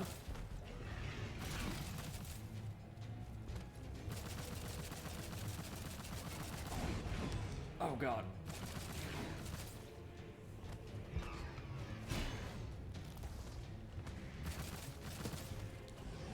Okay. Whoa! Okay. It's got more moves than I thought. It's got... damn it all! So if you notice, that's something the game likes to do a lot, just stun lock. Yeah. Okay, we can handle this though. That was far from impossible. Gotta look out for that spin attack, but everything else looks, manageable.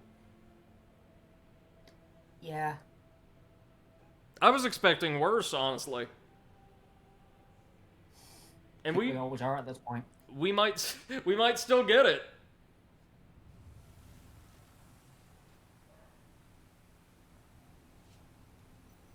We're gonna get this one before the day's out, friends. Then, on our next stream, hopefully, we could take down the third beast and start ticking off those bonus bosses. Yay.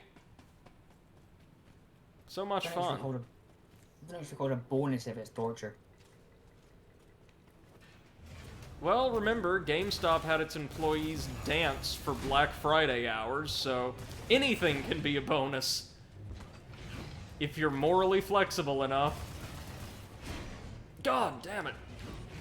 I couldn't get the timing down that run. I just couldn't. Damn it. Yeah, like, sometimes it's just all, like, oh, why didn't you do that? It's like, it's not as easy as you think when you're, like, behind the controller, guys. No, it's really not. Especially when you're working with a game like this where things like hitboxes are just a little off. Yeah. And yes, we're probably underleveled for this because I ran through the entire DLC, horrified at the thought of having to play anymore. But did you see how long and how dense the trenches were? Oh, yeah. Without any bosses, without any flavor to mix things up? Yeah, no. No, I would say... Like, go ahead. Dark Souls has occasionally thrown 8 enemies at me. Yeah. But they've always been really, really squishy. Uh-huh. So it's satisfying to just mow them down. But if you don't mow them down properly, they will overwhelm you. So Yes. it's still a challenge, even though they're easy, but mowing them down is still satisfying, not a slog. That's more or less the way the entire Lost Bastille worked in Dark Souls 2. Basically. Although I hated that area because of the exploding dudes. Yeah, and if we're being honest, it's one of very few areas in the second game that does go on a bit long. Yeah. A little bit. Oh. I think it's also just because it feels a bit similar to No Man's Wharf, which came right out before it. Yeah. Well, we're dealing damage. The issue is... Oh, Lord. They designed a melee enemy with phenomenal reach that, unlike almost every other in the game, just never stops attacking. And so we know where they got this design from. Mid-ear? No, the... Any boss in Bloodborne? No, the... Dragon Area dude. Oh, the Drake Keepers. Yes, the Drake Keepers. At the very least, they're fun fights in Scholar of the Lost Sin, though. Yeah. In the base game, where sometimes you have to fight 2 or 3 at a time, they're a nightmare. Yeah. And by sometimes, I mean often. I think in Scholar, there's one place where you have to fight 2 at once. Yes, and it's not the hammer dude. No.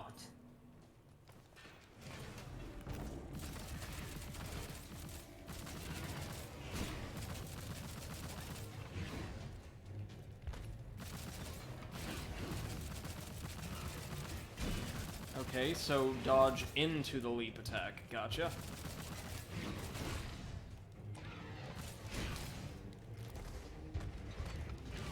Which is more intuitive in Dark Souls, but in this game feels a bit weird because you're at range.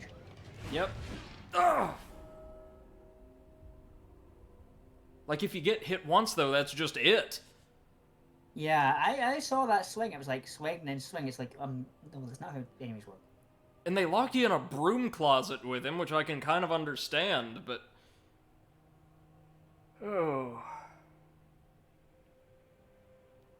I'm curious about something. Hold on. What if we see, just for laughs, in terms of raw damage, what the best sniper rifle in the game can do to him? I anticipate very little. Upgrade system. Hmm? I'm guessing there's no real, like, upgrade system. Oh, there is, actually. But we were told by one of the devs, the dev came by that, like, this one sniper rifle we got for killing the queen is the best sniper in the game, and based on stats, that actually checks out thus far. Fair. Here, the silver spear. Need more bits to upgrade it properly, but what if? Can we get more bits by, like, breaking down these compact guns? Not really. Not anything that's worth it, anyhow. But maybe armed with his... Oh god, can we shoot him from outside the arena before he drops down? Probably not, but... I'm always down to try breaking this game any which way I can. More than it already is. So no, the hammer's just down there waiting, but... he is not in range. Okay, well...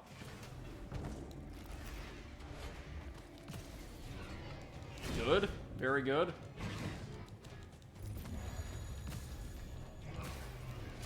Really? I know I'm, like, blind firing a sniper, but it couldn't be just a little more accurate for me? Lord almighty. We had that one really good run. Yeah, and then it's like, the other ones are like, nope. As long as it doesn't get several new attacks as we whittle it down, I'm confident we can do this in the next few tries.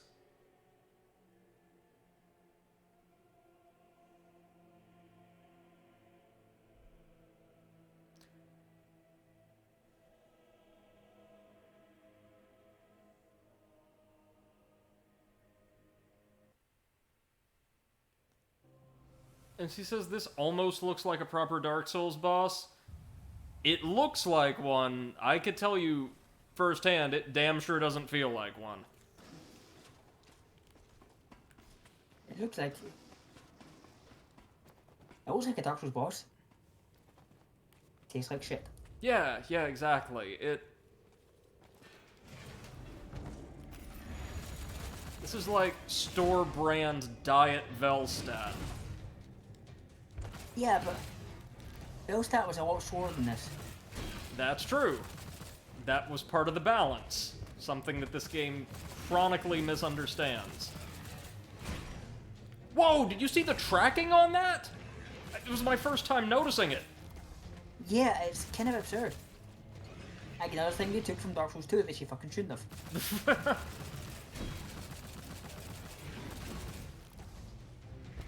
You know I love Dark Souls 2 as well, but the tracking is sometimes absolutely absurd. As in Bloodborne. Yeah. Even in DS3 as well. I think DS1 actually had kind of times where tracking was too terrible. Yeah. So I think they overcompensated.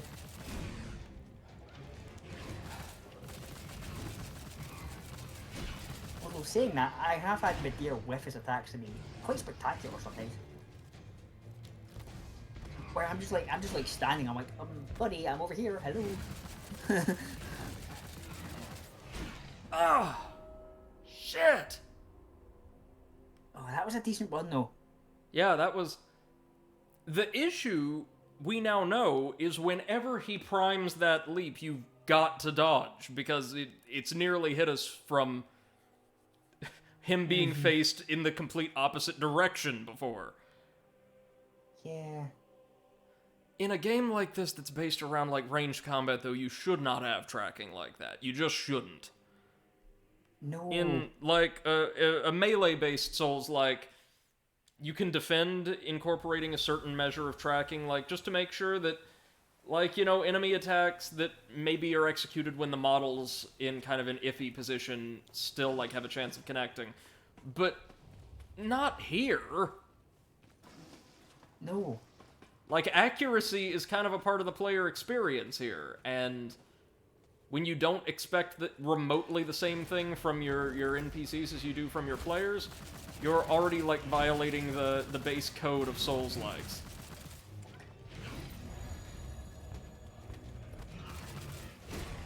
Yeah, which is kind of like...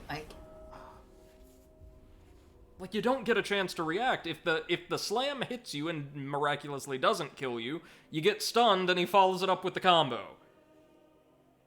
Very quickly as well. MC says this is like the well monsters from Bloodborne. Yeah, the shark ogres. It is.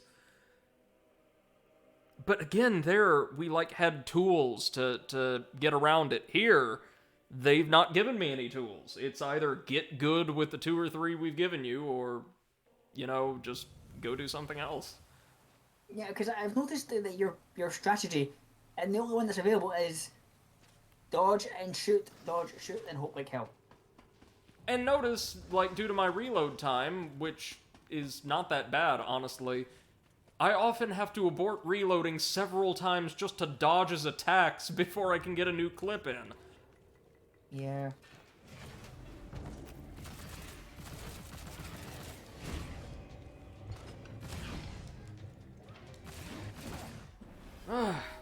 God damn it!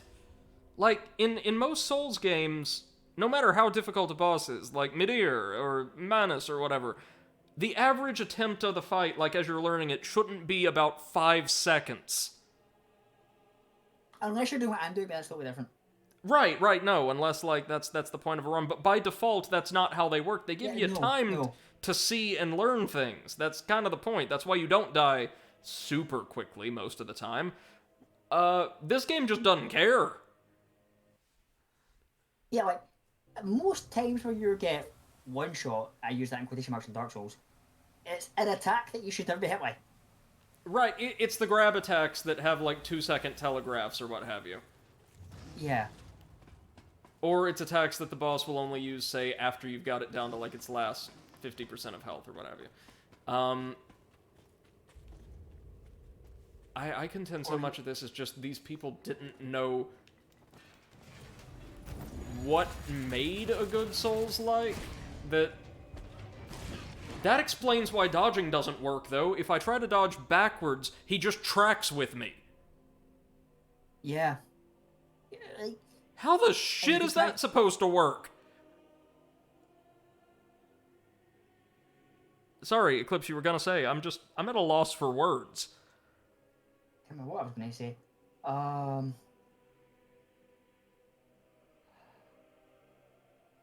What was I gonna say? Yeah, it's like there's always a giant telegraph, or again, because death isn't punishing in Dark Souls, you say, also, that's how that attack works. Okay, let's not get hit by that again. But in this, it's like, you're taking like 10 or 20 tries just to figure out how to dodge an attack because it's not intuitive. It's, okay, I dodged backwards, nope, he tracked halfway across the room. I dodged to the side, nope, he tracked halfway across the room. I dodged in front of him, nope, AoE. You've got to dodge through it, but attempting to dodge through the other attacks will end up getting you hit, because... Oh, and if we don't roll into the boss arena, we take a massive amount of damage right off the bat.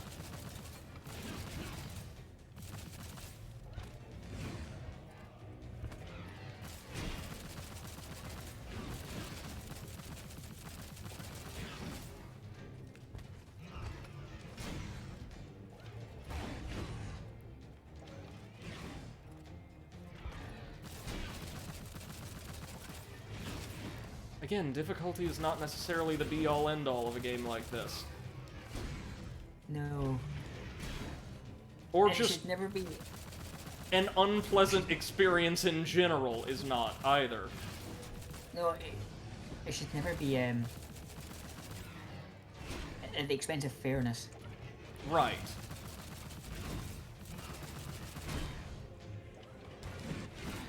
Well, there we go. Had a good run. Got...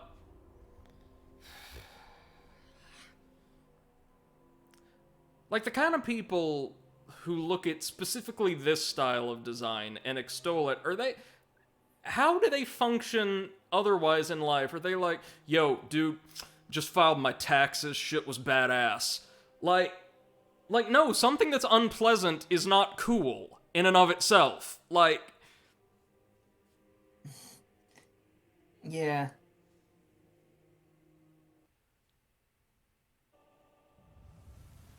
Been eating these, like, ridiculously spicy noodles. It's not that bad. Even the diarrhea isn't that bad as long as you got the strat. As long as you got, like, some Pepto-Bismol, it's fine.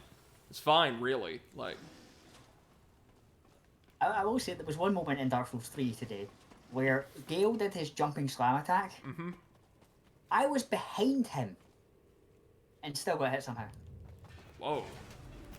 Yeah, I rolled, and I rolled behind him, and my roll hadn't finished yet, but I was like well behind him, and nothing in his body was touching me. His sword was in front of him, I was behind his feet, and I still got hit.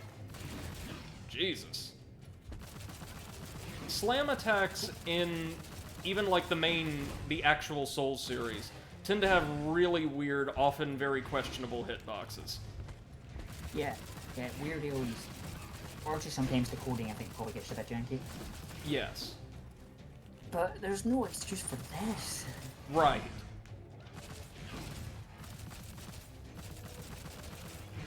But here's the thing, which I just realized.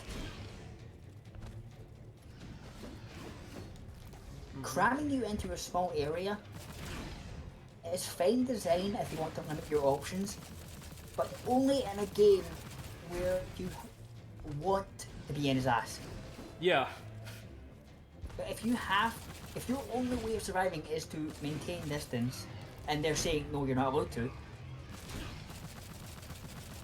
then they're just removing options without giving you anything else to work with. Absolutely. And taking this perverse pride in it. Like, for example, a fight that did this actually quite well in Dark Souls, I would say, is Capra Demon. Yeah, absolutely. That was the whole point of the fight.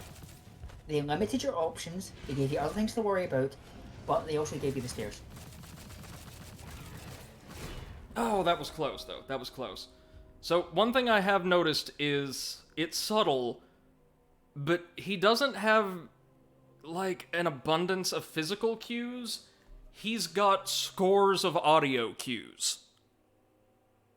That, if anything, is the trick. There's this massive, like, sound of exertion that he emits prior to the leap. Like, you can hear him kind of hefting the hammer, like, ah! MC says this boss understands huge hammer is the best. Fair dues. It looks like some weird combination between, like, a ceremonial mace, a hammer, and, like, an anchor? Which is fitting, I guess. And MC says the stairs are an exploit. They are, but what an exploit they are. I'm not talking about, like the jumping down on them. The arch, yeah. I'm not talking about, like, the drop attack on the Capra. I'm just talking about using the stairs to break things up. Mm-hmm. Like, that's a tool they gave you. Maybe the drop attack was a bit of a thing they maybe should have thought about, if they didn't want it to be too easy. But the stairs are a way to break up the fight and, like make your own distance. Even though the space was small and you had to really not panic. But here's just a flat arena with, like, saying, here, you're not allowed to move, have fun.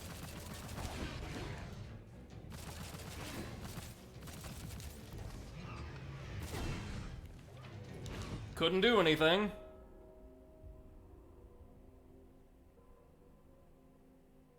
And she says, well, the stairs always manage to kill me.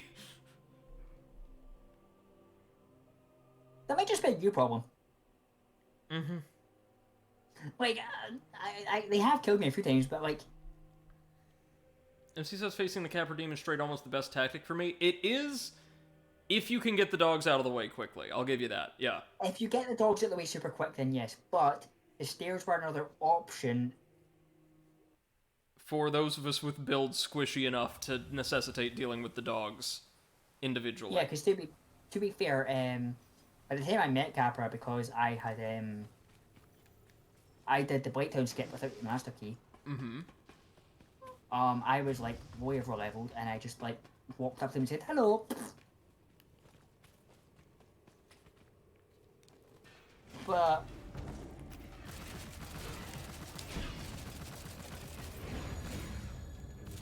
it wasn't just lock you in a tiny room and say, here, have fun. Yeah. It was hug you. What was that?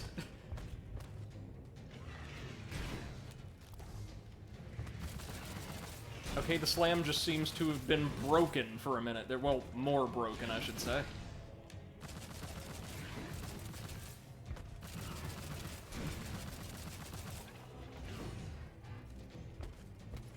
I think another thing.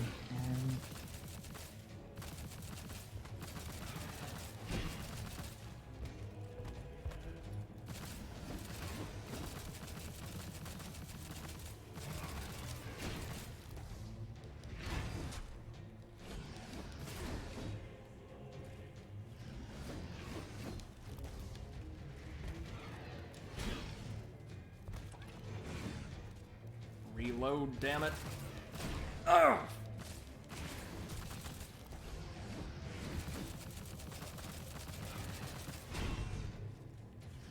What? I pressed dodge. What?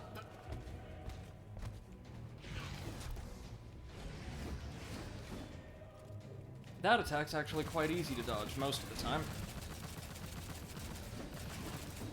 Can we also Oh, you're doing really well. appreciate how this stupid friggin' thing has absurd amounts of stamina? Yeah, I don't think you've. Yeah, like. We've not drained it once.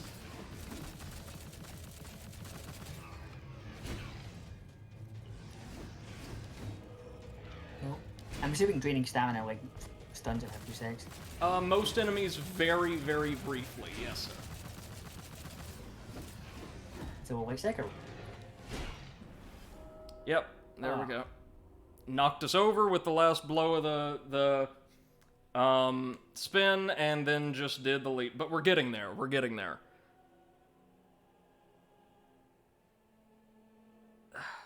I hate that, though. This is the one boss we've seen in the entire game. Aside from the special ones, right? The Queen didn't have stamina, Arlen didn't have stamina because they weren't humanoid. This is the one boss where stamina matters, is the one boss they give effectively infinite stamina. Yep. MC says, Capra Demon, I did use a pistol with... Oh, citing someone. I did use a pistol with high stability damage to stagger the drowned commander. Worked quite well. Well, we do not have one of those, as far as I'm aware. Most of the pistols we have are like paired pistols that don't deal a lot of stability damage. I think we've got a workable strat. It's just gonna be... This random boss is going to be, like, our Artorias here. Yeah, but Arthuric is good. And a really good fight, yeah. This is just a mess. And there was build up to Arthuric. It wasn't just random building up. Fucking. Wasn't knockoff Halo again. Yeah.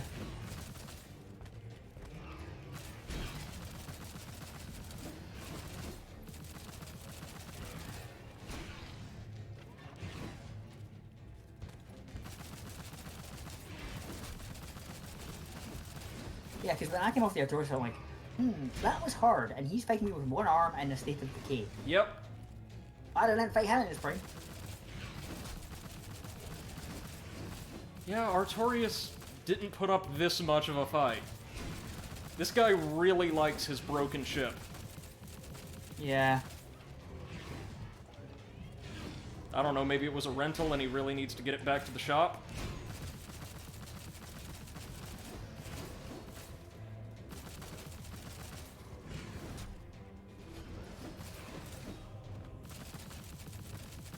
The spinny one seems to be kind of Exploitable. Doesn't like track Yeah. into the ends of the earth.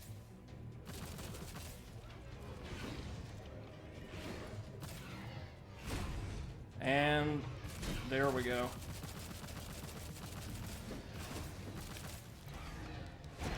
Knew it was only a matter of time.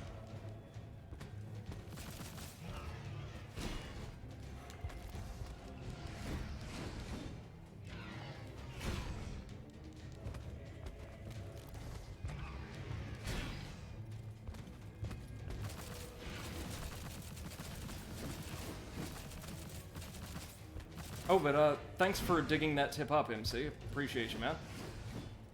That is a good one.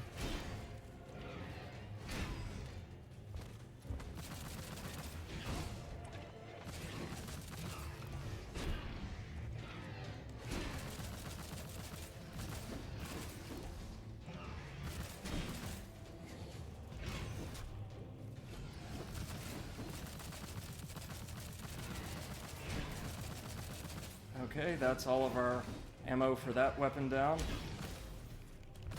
Hey! Whoa! There we nice. go. Terror of the Sea. I was sitting not what to talk because I'm like, you must focus. Thank you, must focus. Eclipse. I appreciate that. Let's see. Is that it? Is that the boss of Stormbreaker? Oh god, no, it's not, is it? Finish the Nayra quest line, that's the NPC. Let's see what this Ultra Trophy is, just in case. Yeah, defeat the lord of the planar barge. This wasn't it. As he says, want to know the best part? This is a mini boss. Yeah, I figured. Of course it was. Why wouldn't it be? It keeps going. Yeah. That was fucking terrible. Indefensible. Absolutely indefensible. That was just atrociously managed. And the thing is, it was just the same 3 or 4 moves. He just kept Yep. spamming and spamming and spamming. Hold on, what's this Again. legendary lightning blaster? That sounds kind of interesting. Sorry, Eclipse, go ahead. No, it's just the same 3 moves again and again. It's like, that's tutorial boss levels of nonsense. Yeah, it was. There was... MC says the main boss is the same as this guy. I really hope that was a joke. I think that was a joke. That had to have been a joke. There's no way they would do that. I'm hoping. There's no way that this team would do that. As incompetently as so much of this game has been handled, there's no way they'd do that. Are you sure? I hope. Oh, Lord, I hope. Yeah, this is easily the worst Souls-like I think I've ever played. MC says, that is what I read. Oh, no. Oh, no. They fucking wouldn't. Hey, you're right, Eclipse. A DLC with 1 boss would be sad. So they gave us 2 that are the same. Oh my gosh. Wow. I hope that's not true. I hope that's for your sake that's not true. If it's a slightly larger arena, I think we could make it work. As he says, on the plus side, you could cheese the second. Great, good, that's all I needed to know. Okay, yep. We've given up on playing this thing legitimately. Speaking of cheese, I'm going to check if I actually have the spell Mercurial Mist. That's not the name, but it's either a spell or a pyromancy. It might be a pyromancy. So we're going to go till we reach a checkpoint, then cut it for the evening. Fair. In the interest of my sanity. Just make you fight the same guy a second time. Really now. This troop carrier was shot down by the batteries of Stormbreak. Again. The shells punched straight through the armoring. Okay. You were going to say, Eclipse? Taking bad things from Dark Souls 1. It's the Assailant Demon! Big hammer and all. Yeah, big hammer and all. Christ, I've never seen anything like this. This is amazing. I was wondering as I downloaded it, how come nobody's ever heard of this game? Well, the world decided to do us all a solid. Yeah. You don't need to hear about this one. Remember back in the days when people were saying, oh, Lords of the Fallen is a really bad Souls? No, it wasn't. It was a team's first attempt at doing something like that. Now this is next level.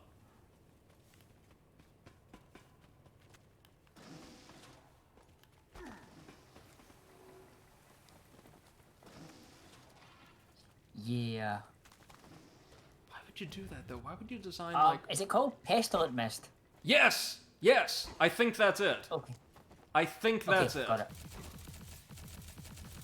Does it look like it emits kind of a grayish effect? I will check once I have the stats to build it. I think I just need to equip a ring.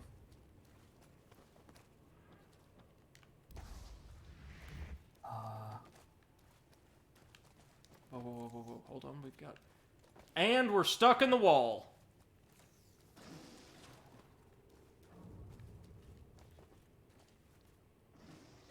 Great. Let's go back to the last checkpoint. He says, dying inside.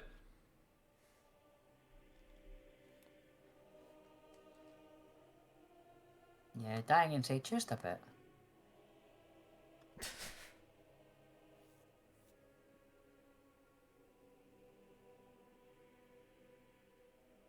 We will reach one more checkpoint, I promise you guys that. We found the door we have to open. So that's something. I'd love to get the stats to equip that lightning blaster, but given the fact that we ran through the whole level, may need to do a little grinding off screen for that, which I don't mind doing, even though it's this game. Wait. Oh right, we need to rest. Yeah. MC says you did not find the door to open. Well, we found something. We found something down there.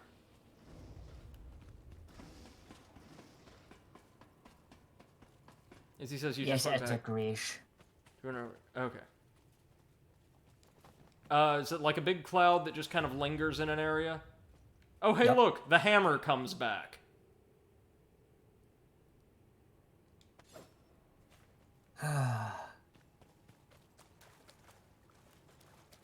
It is nice that they give you a way to, like, go back to the main levels through this area. That's something, I guess. Ancient Shard. Used for fast assault, these drop pods never made it to their intended destination. The deactivated undead still inside. It's not even the first typo I've seen in this game. I don't care.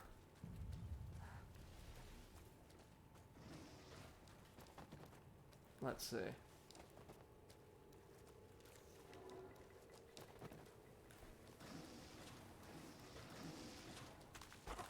Whoa, whoa, whoa, whoa, whoa, whoa, whoa. I mean, these little critters are kind of cool, I guess. What do we have? What do we have?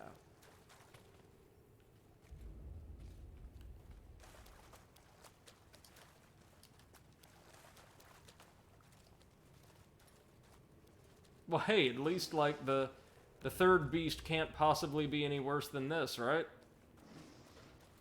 Don't jinx it. Well, I mean, the first two were really good, so, relatively Yeah, speaking. the beasts were apparently were actually pretty good, so maybe. I'm cautiously hopeful. Mm-hmm. I think if there was a part of, like, the late game that wouldn't be botched, it would be the last beast on Apexian. Yeah. Okay, we've got to do something with that kind of atrium over there. No doubt. Let me see anything over here? Nope.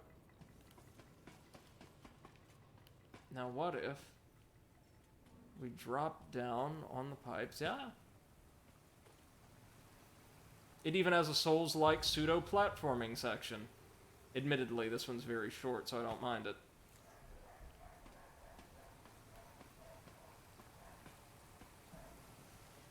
And thanks for minding the guide for us, MC. There's no way I would have been able to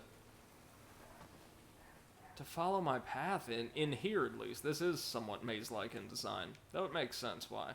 It's gotta be somewhere up here. Yeah. Gotta be up here.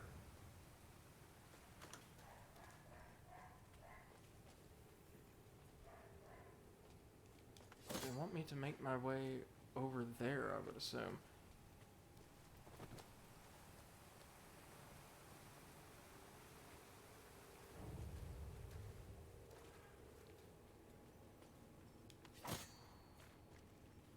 Yes, he says actually it's very linear. Is it now?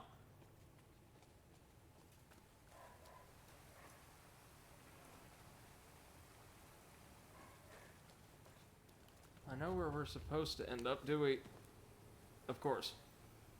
Okay, just tuck and roll. Nerve-wracking, but we can make it happen. You can do it. And we're on the sweet, beautiful exterior again, leading back up the seabed. No, not right now, thank you. I will be looking for whatever's on down the other hallway. Whoa. Oh, just a shortcut. Very nice. Very nice. In fact, hold on. I'll give it like 15 minutes. Let's see if we can make it to the end of the stage, the end of the DLC, the end of our suffering. Let's see. And Eclipse, if I'm right, that spell or pyromancy or what have you should It won't exactly just cut straight through Midir's HP, but it'll give you a really steady drain that, as long as you apply it to, like, the flanks, not so much toward the head and neck, should wear him down really quickly. Yeah. I just went in to check it, and it wasn't too bad. It's just finding the right time to use it. Now, for all I know, it could be working my way back out of the ship. Not sure. But we've made some progress, at the very least. Yep, this is where we're supposed to go. It's like leading up out of the quote-unquote seabed. Again, I love the visuals here. I think they're very cool. Just wish everything else was as well.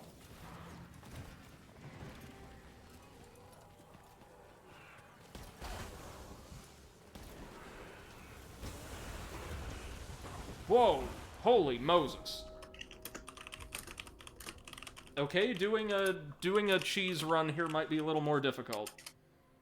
And I promise you guys we'll play the remainder of the main game in a fairly legitimate fashion. I just have absolutely no patience for this DLC. Yeah. No. The fact That's that the fair. final boss is just the commander again. I don't have words for that. It's not even like it's in the same area. It's in the same small area. Yeah. And you paid for it. At least, like, near launch you would have paid for it. I think the DLC came bundled with the game when I bought it. For... I still don't think it is anymore, by the way. No. I will go check that just to confirm. I don't think it is. Okay. Let's do this.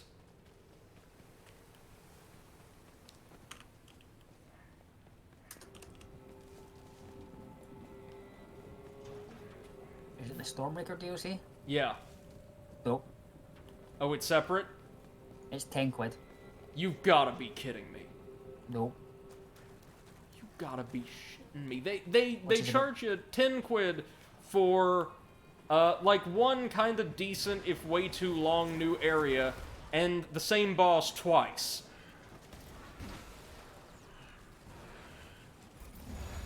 Pretty much. Well, we're just not going to be able to do anything there, are we? Meaning Brady bought all of it. Yeah, either I did, or I got this as part of a promotion. Again, I bought it a while back, so I don't know. What would promote this, I have no idea.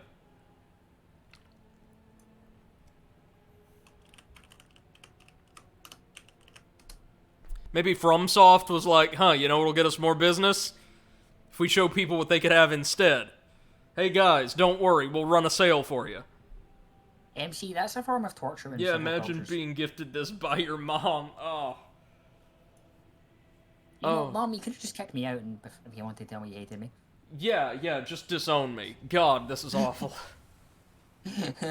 Oh, but that'd be terrible. No, MC's right though. That'd be terrible. Yeah, Like it just would. going through Souls likes, because like everyone's like, oh, I like Dark Souls. I get my game. It's like, not this. We've played so many good Souls-likes here on this channel, and now we're playing And this. you know what annoys me?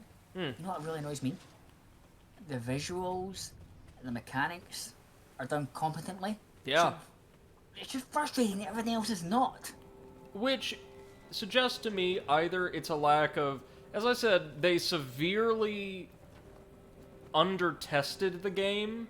Sometimes that can be perfectly legitimate due to budgetary constraints. There's just no way to do it, unfortunately. Yeah. Or it's intended to be like this. Now, in our talks with the dev, the sort of sense I got was the latter. Yeah. Like, this game, everything that we've been complaining about is intentional. And we're dead again, because every single fucking enemy on screen is designed around knocking you off your feet. Like you said, Eclipse, you can't just rush through areas you've cleared before. Even if we, had done these legitimately. Couldn't do it. And because the enemies are way more consistently accurate than we ever are. Yeah. Like, I think I had more fun doing the Harold the Legion stairway. Each one of those took me 30 minutes. Yeah. And at least they would give you some pretty cool gear on occasion. Mm-hmm. Or just... You could still take it at your own pace. It wasn't like... Right. Just that, oh, run into a neighbor, oh, bang, bang, bang, bang, bang. Let's see. Let's try it again. And again. And again.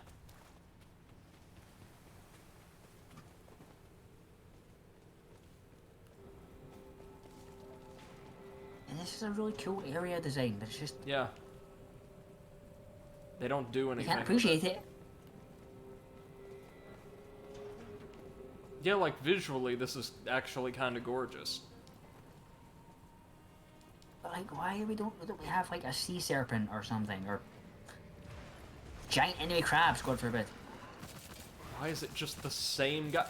Wait a minute, the same guys out here, if you'll notice, inexplicably, seem to be weaker than they were on the other side of the ship. This is where they put all the new recruits. Yeah. No way they'll put up with enough of this to make it over here. No, well, that's what happens when we try to take it slow. I didn't even know what killed you there. The slam attack from the bombardier. Okay, it just kind of looked like you exploded the ice. I'm like, Yeah. MC says, I still hate the pale green filter all over. That's been the whole game, hasn't it? There's either been a green filter or like on Begor, whatever. It was like a pale red instead. I think that's it. But yeah. yeah. It looks like we're watching almost through like an old school television, right? Minus the scan lines. MC says, "Be gone, planet." Yeah. Oddly enough, that was... I was about to say it was the best part of the game, then I remembered that fucking soothsayer down in the caldera. Which has the worst arena I've ever seen in a Souls-like. That thing with all the drones? God. They got on thought, I mean planet, planet.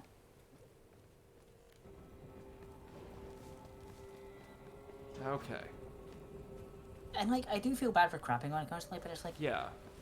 if you're playing a game you've paid for and you don't like it, you're not on honest to shut about what you don't like about it. You paid for the fucking thing. Right. And like, I am acknowledging the work that went into it. Like, I'm sure this is really difficult to do. Like, Of course. as someone who's created stuff myself, not games that have created stuff, I know the work that goes into stuff.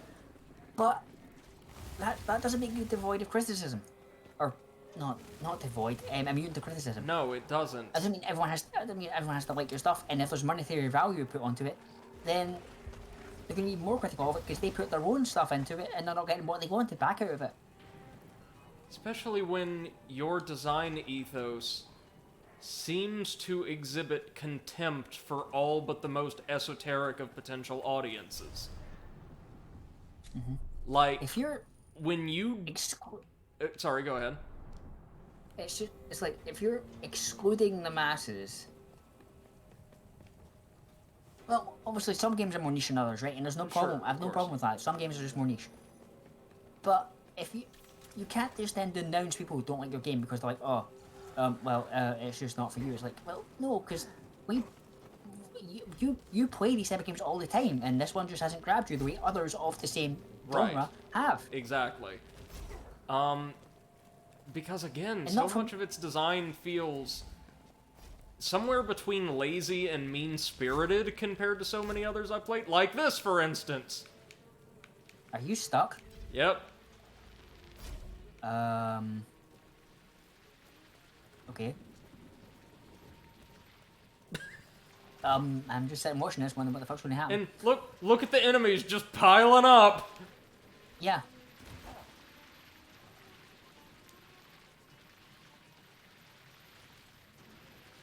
Do those holograms ever dissipate, or do we just have to wait for that thing to kill us? Probably to kill us.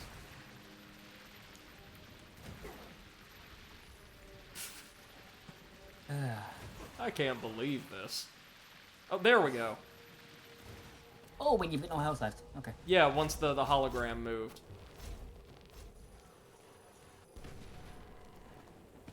Where the hell is this planar barge? It's in another castle. Is it that? Wait a minute. The ship? That wasn't the ship? That looks like a giant tree. Well, what the fuck did we just go through?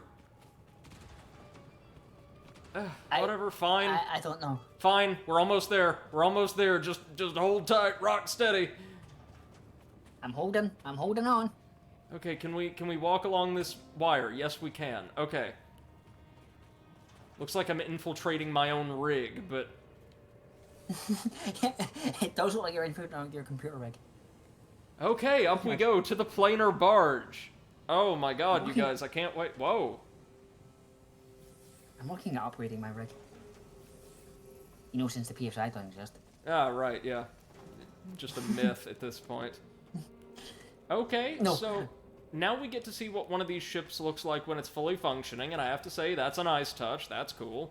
That is kind of cool. It's a nice progression. And it looks cool, but... The planar bar... Oh, God, no, don't tell me this thing's gonna have multiple zones. Oh, it is. Oh, no. Ugh. Well, here we go again.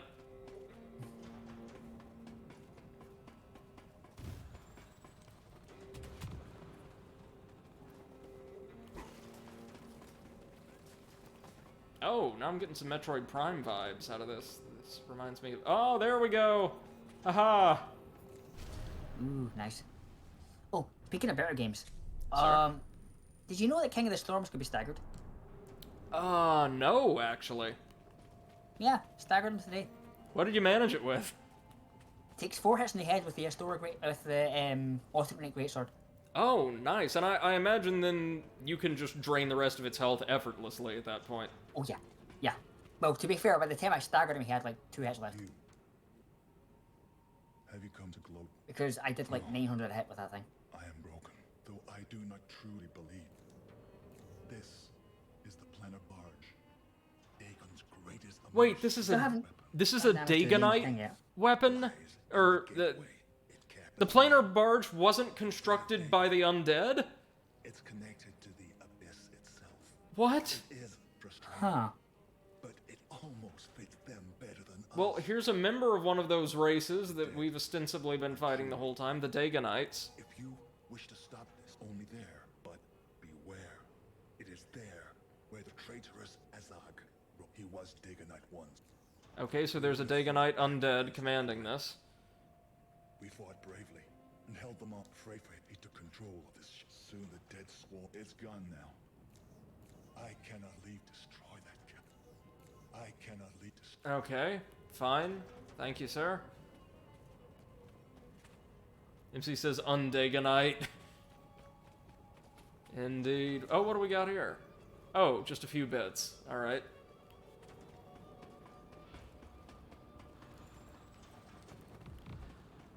Fortunately, the guards here are really slow. So far. Oh, there's our assassins.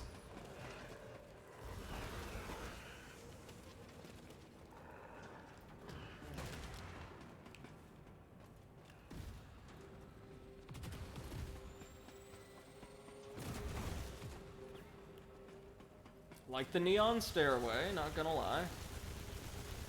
It's kind of cool. Guess we just keep climbing up and up and up. They did say he's at the top. Oh, of course we can't crack this yet. Ugh. That's alright.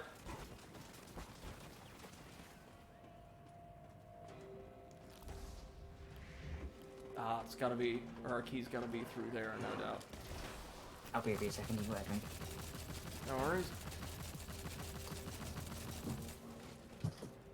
Yes, he says nice ring, yeah.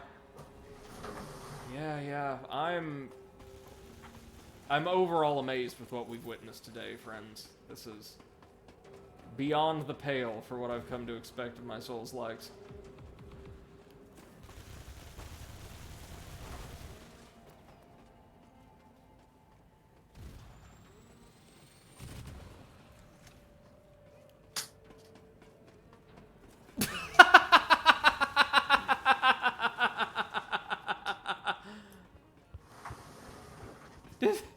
Did you see that little lore blurb, eh? Ooh, I'm back. Okay, so we collected a lore item, right? And you've seen the way they work. Usually you get like a very short little paragraph describing something when you pick up a crystal, or, Yeah. Well, I gathered one of those lore shards, and you know what it said? What? This door is locked. Excelente. Excellent. Oh, you know what it reminds me of? What? Remember when the firekeeper in the DS1 dies? Yeah. And you walk up and it's just dead. Yeah. Wow. Except that in DS1 it was funny. Here it's just like that's just a glitch. That's just sad. Oh. Oh, Immortal But in Unchained. DS1 it was almost like dry humor. Right. You terrible, terrible game, you. Never stop impressing And us. to be honest, I don't even like DS1 had weird lore, but like everything felt like Felt cohesive. It made sense. It all Yeah, made sense together. and yes, there was contradictions, but it was the same contradiction you would find in your own history. Right. It's like Yeah, MCF's try going to the bottom. Looks like that's what we had to do, because here we are. Maybe.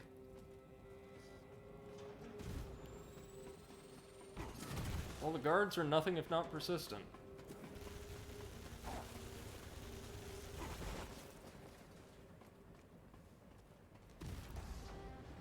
And further down we go.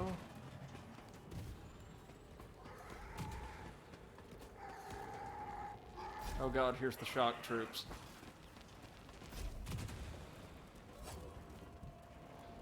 I don't even know if we've already been here or not.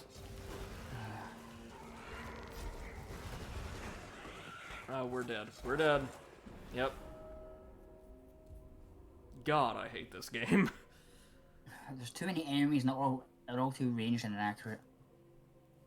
Actually, friends, I think that might do it for today. Yeah, we will I can come feel back. you. But I just want to say one thing. You know Sir. what this is? Hmm. This entire game is Shrine of a Man on steroids. Yeah, that's very apt. Just It's start off it right there. It's Shrine of a Man on steroids. the worst Souls-like I've played on this channel. It might be the worst game I've played on this channel. And I'm loving every second of like getting to broadcast this to you guys. Yeah, I didn't want you to suffer alone. I appreciate that, Eclipse. Until next time, ladies and gentlemen, thank you so much for joining us for, whatever this was. We'll be back probably possibly tomorrow with more. Ooh, nice. Then I will be... Oh, thank you, MC. I appreciate that. I'll be out of town for just a few days. I'll be going back to my hometown to receive the first dose of my vaccine. Oh, Very exciting, that. Still haven't And had any word on mine yet. we should be back, hopefully, early next week after that. So until then, thank you so much. I was joined tonight by our good friend Seth the Overwitch, Comrade Potato, and Eclipse Sight, who is with us here now. Hello. Make sure you check out their channels. If you're catching this as a VOD, look them up on Twitch. Great content all around. Until next time, ladies and gentlemen, thank you so much, and have a wonderful rest of your evening. Goodbye. Bye-bye.